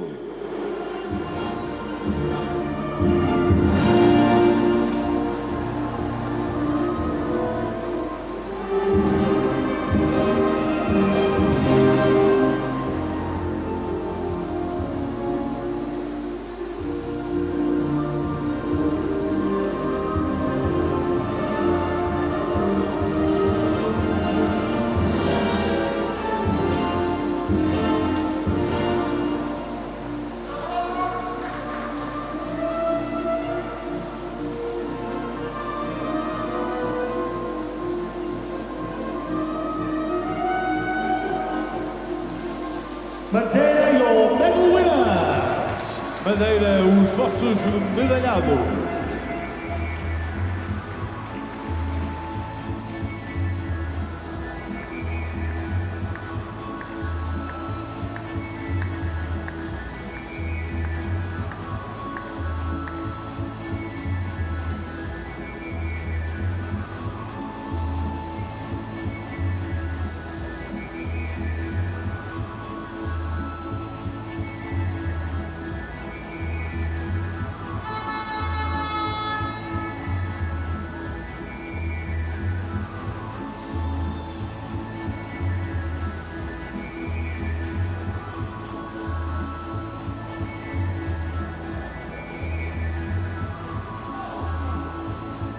The victory ceremony for the men's 200 meters individual medley SM5. Cerimónia de vitória para os 200 metros estilos masculinos classe SM5. The winner of the bronze medal representing Brazil. O vencedor da medalha de bronze em representação do Brasil, Tiago de Oliveira Ferreira.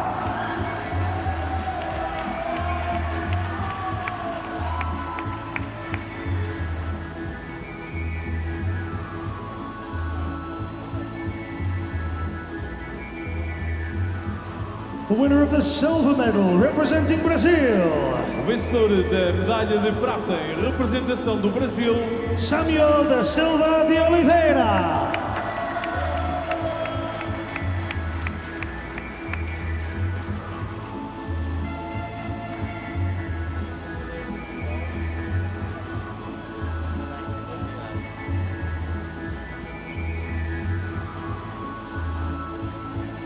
The winner of the gold medal and world champion representing Spain.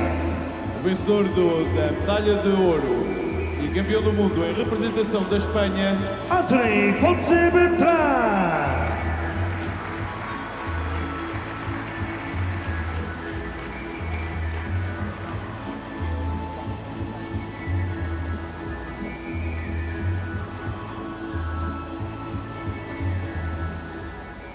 Please rise if you are able for the national anthem of Spain. Por favor, levantem-se, se possível, para o hino nacional de Espanha.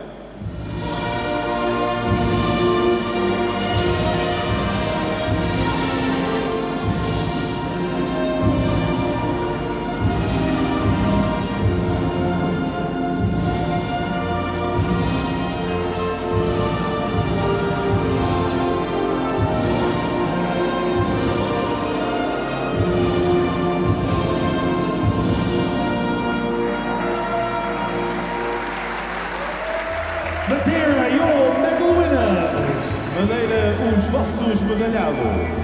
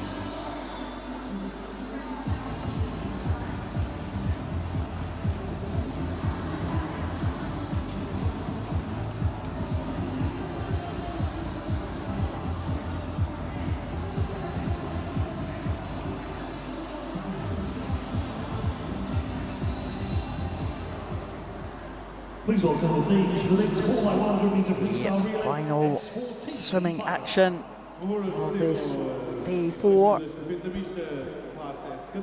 will be the mixed 4x100 meters freestyle relay in the S14 classification. Let's hope for another exciting relay race here. Canada lead the teams out, all the swimmers in the S14 classification in this relay.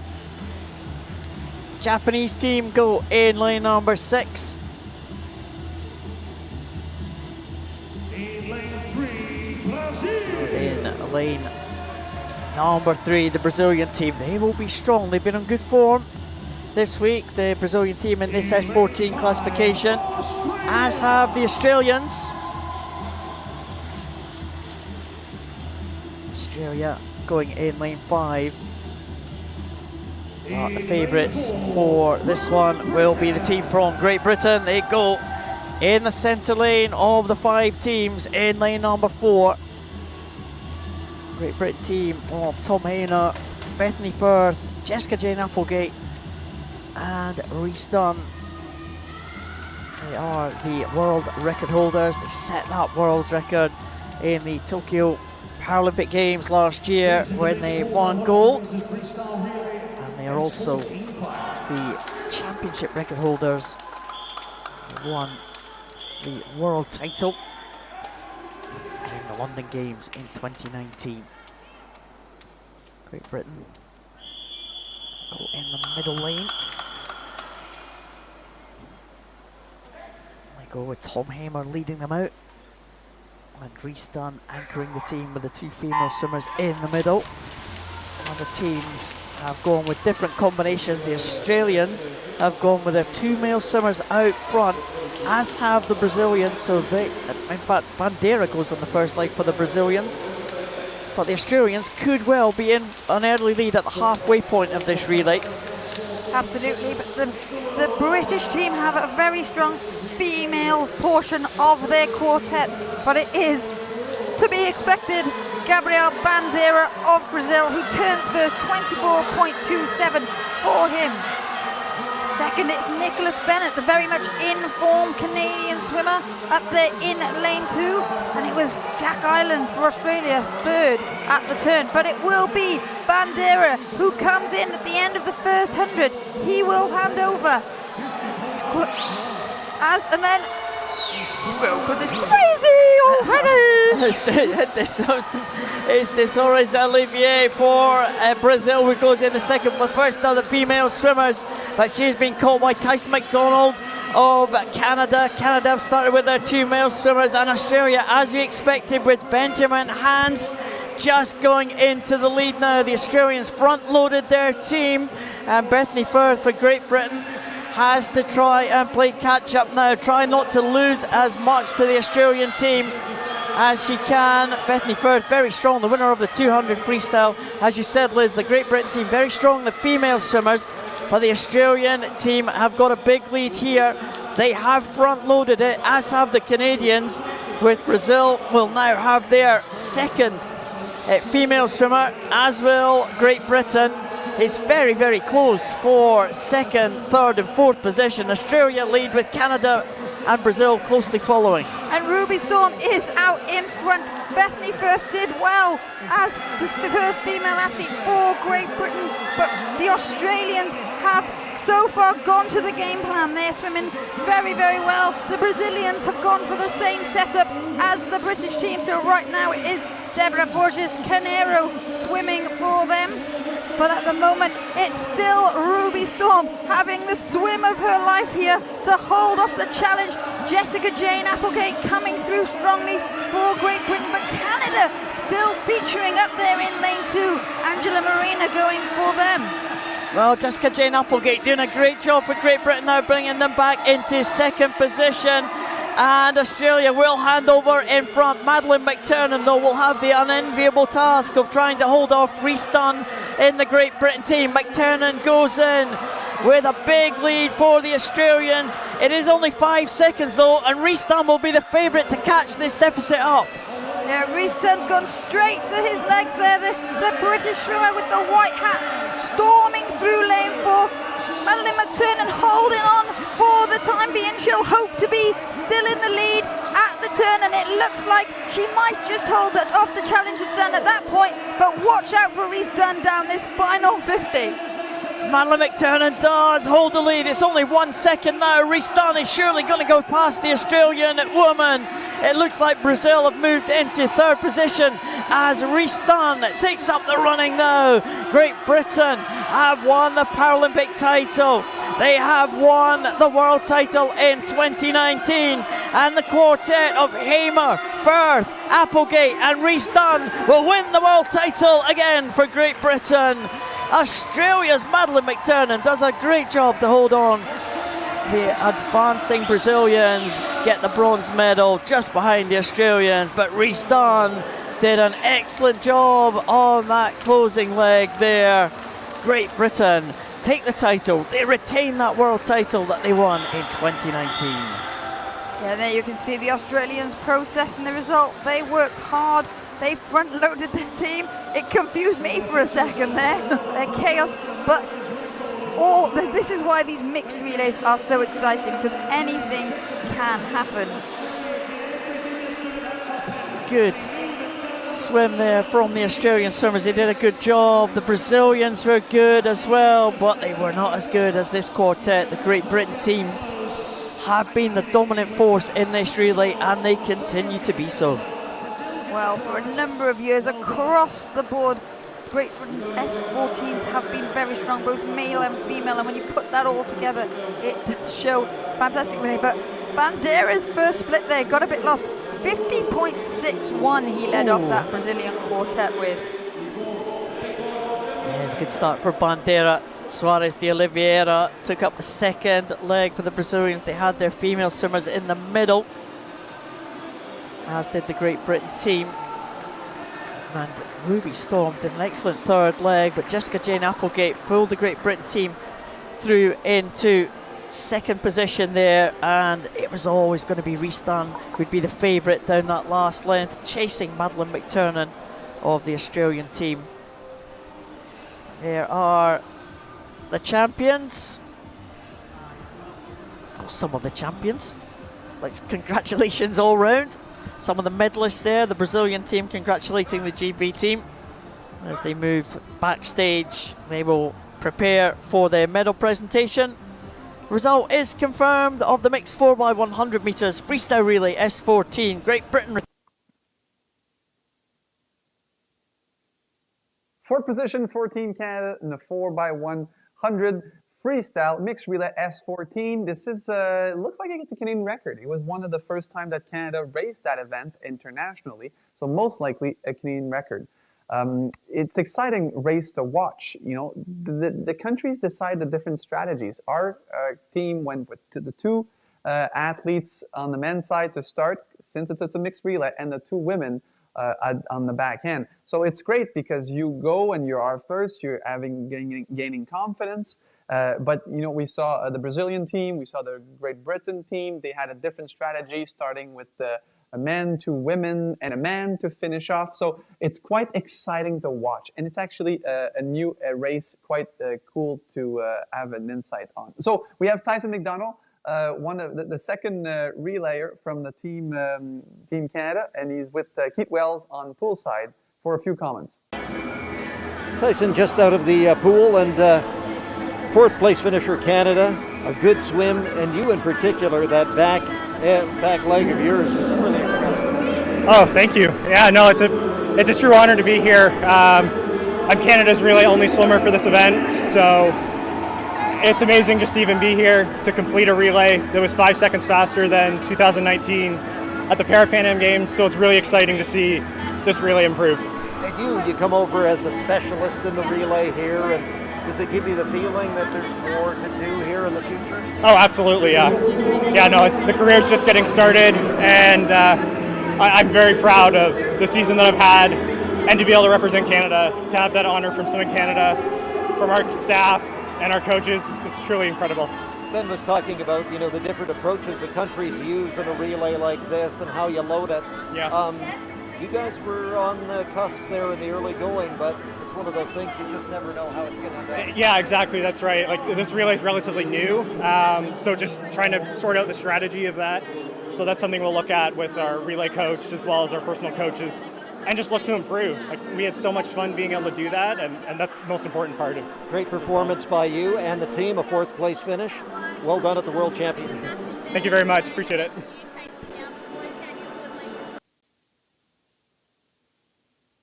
Well, Tyson is quite happy. 4th position, his first final at these World Championship, part of the 4x1 relay S14.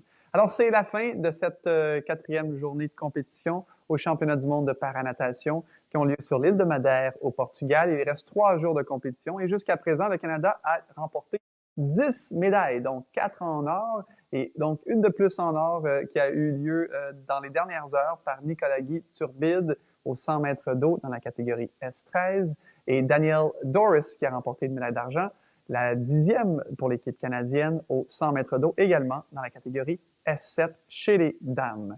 So this is 2 more medals for Team Canada in this 4th day of 7 at the World Paraswimming Championships in Madeira, Portugal.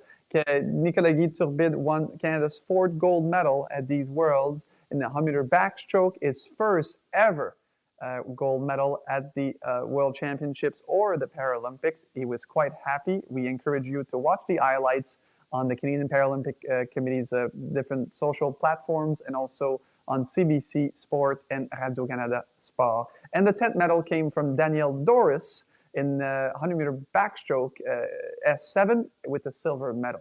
So Canada completed the World Championships in 2019, the last ones with 14 medals, and so far we are at 10. So we have a chance to equal, if not win more medals than we did as a country at the last World Championships.